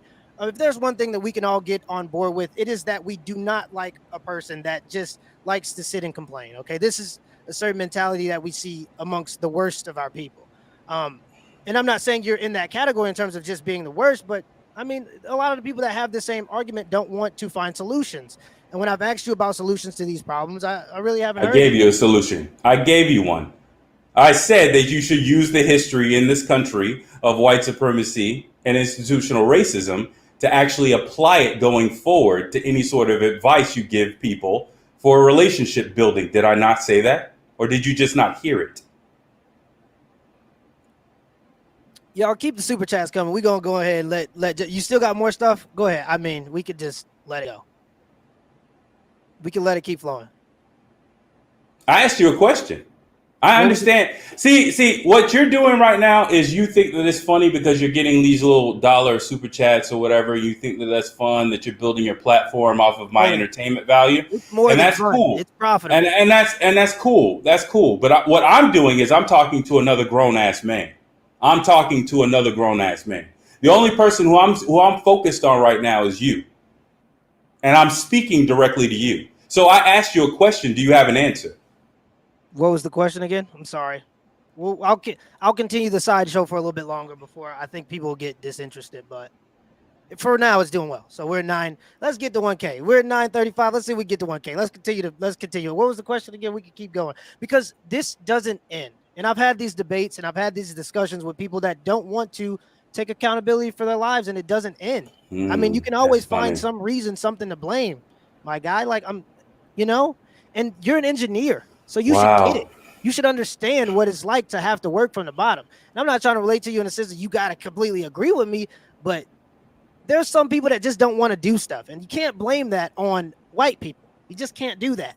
That's disingenuous. You can't. All right? No, you can't blame people not wanting to do things, lazy people, on white people. No. So you There are think those black people people that are lazy? something, huh? Do you think black people are lazy? No, not as a whole. But I think that we have lazy people, just like other demographics have lazy people in Okay. their people. What are you saying? No, if you're trying to turn this into a race thing or me against my own race, there's no way, because I'm absolutely for black people and black families, by the way, because that's the only way I feel like we could get economic power. And that is how I believe we get our true quote unquote liberation, or the closest thing to it. Okay. By having platforms, by having discussions, by having community, by using our numbers to leverage for votes and what we want. Okay.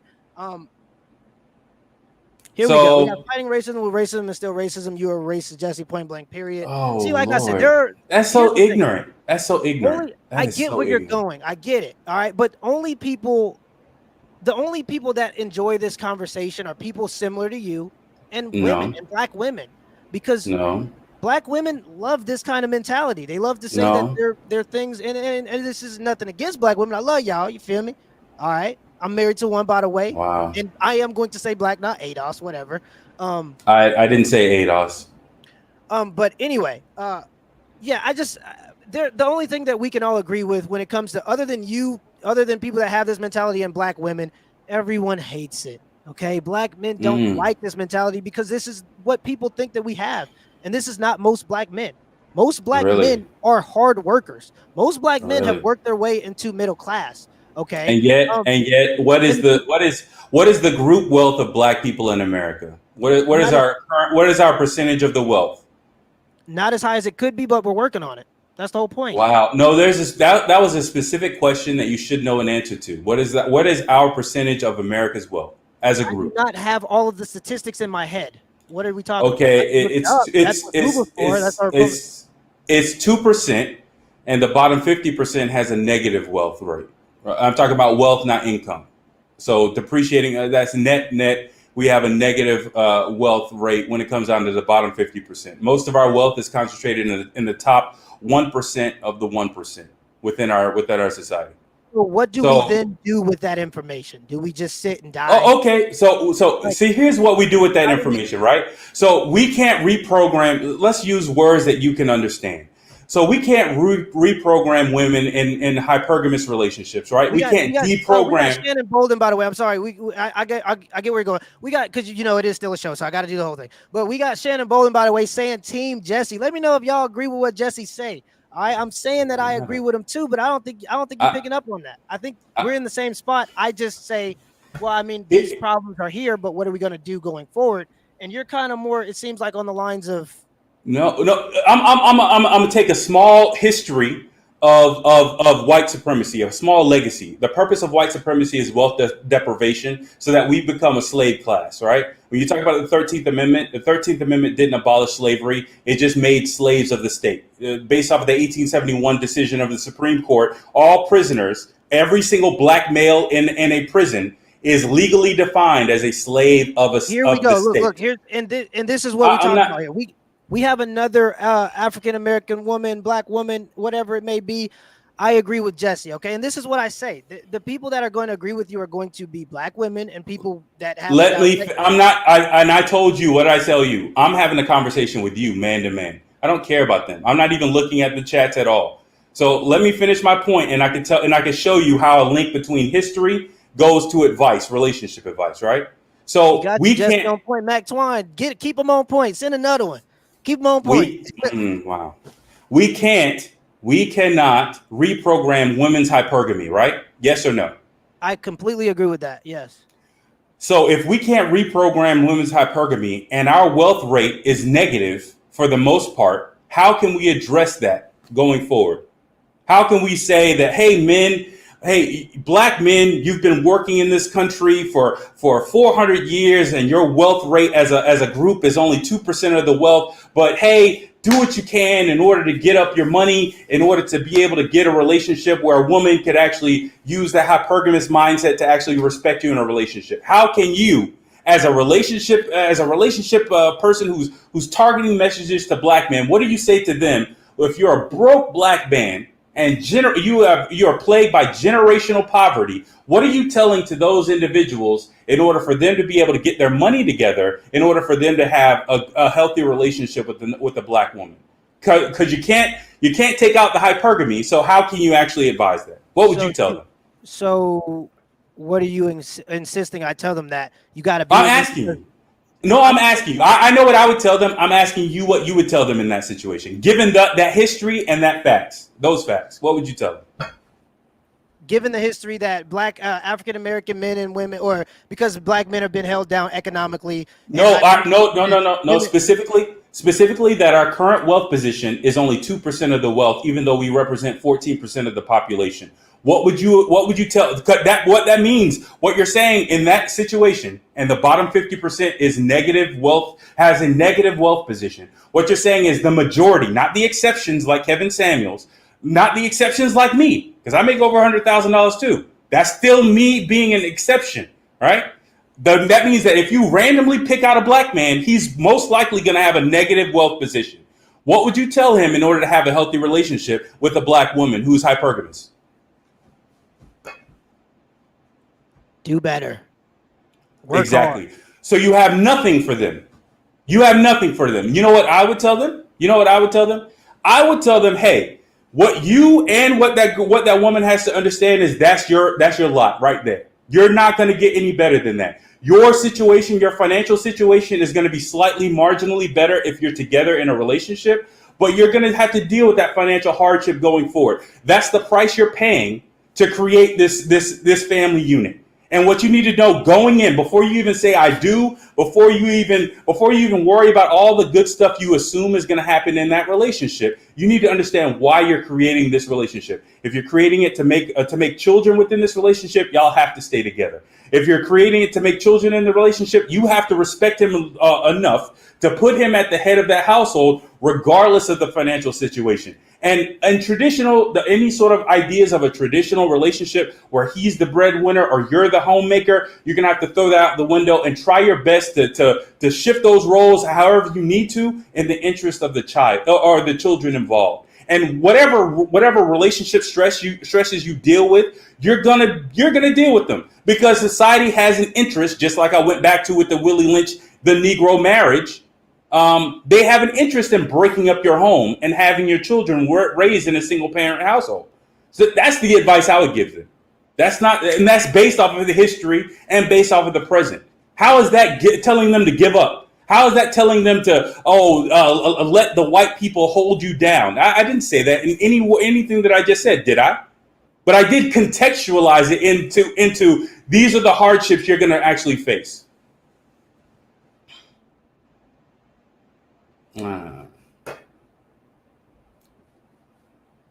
What's the solution? I just told you the solution, but you're too busy trying to play around with your dollars and cents. You're funny.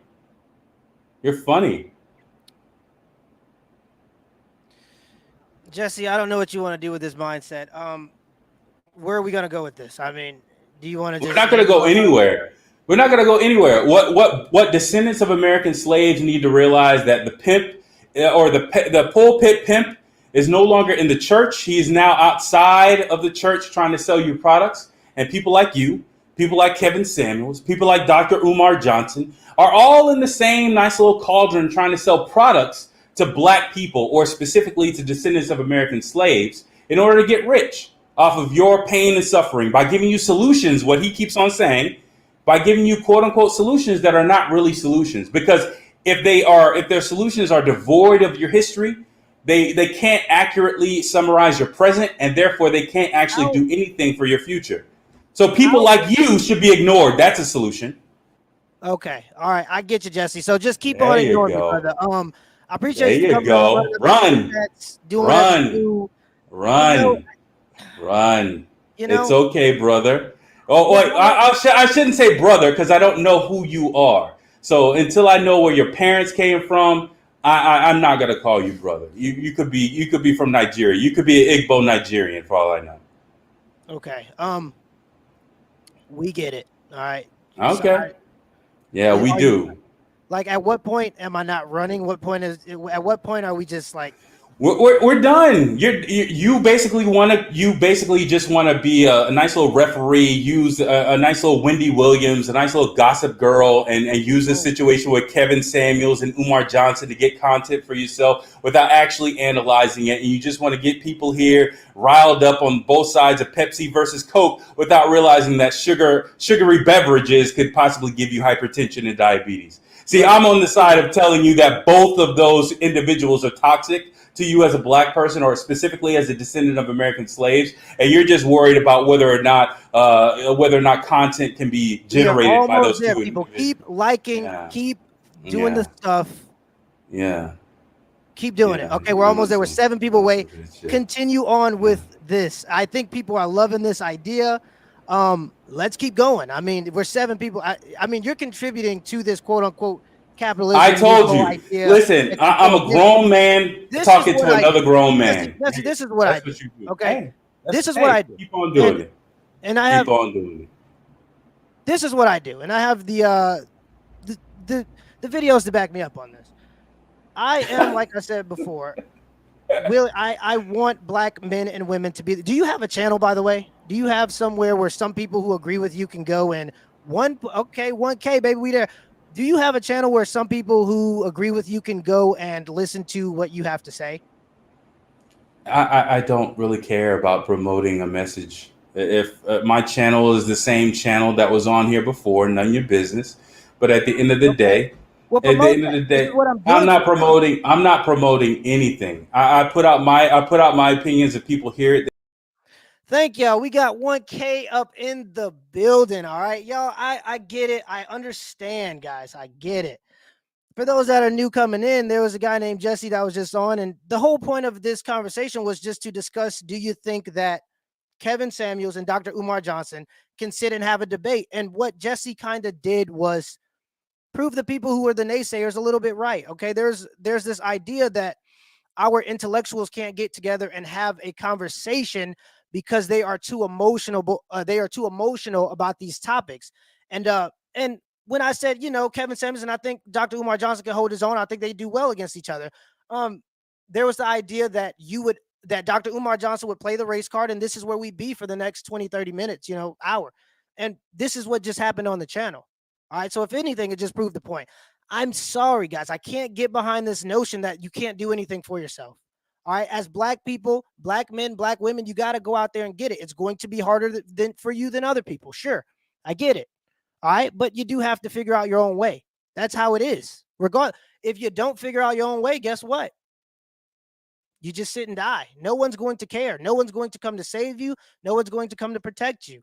Okay. I get it. But I really appreciate y'all for coming in. This was an excellent discussion.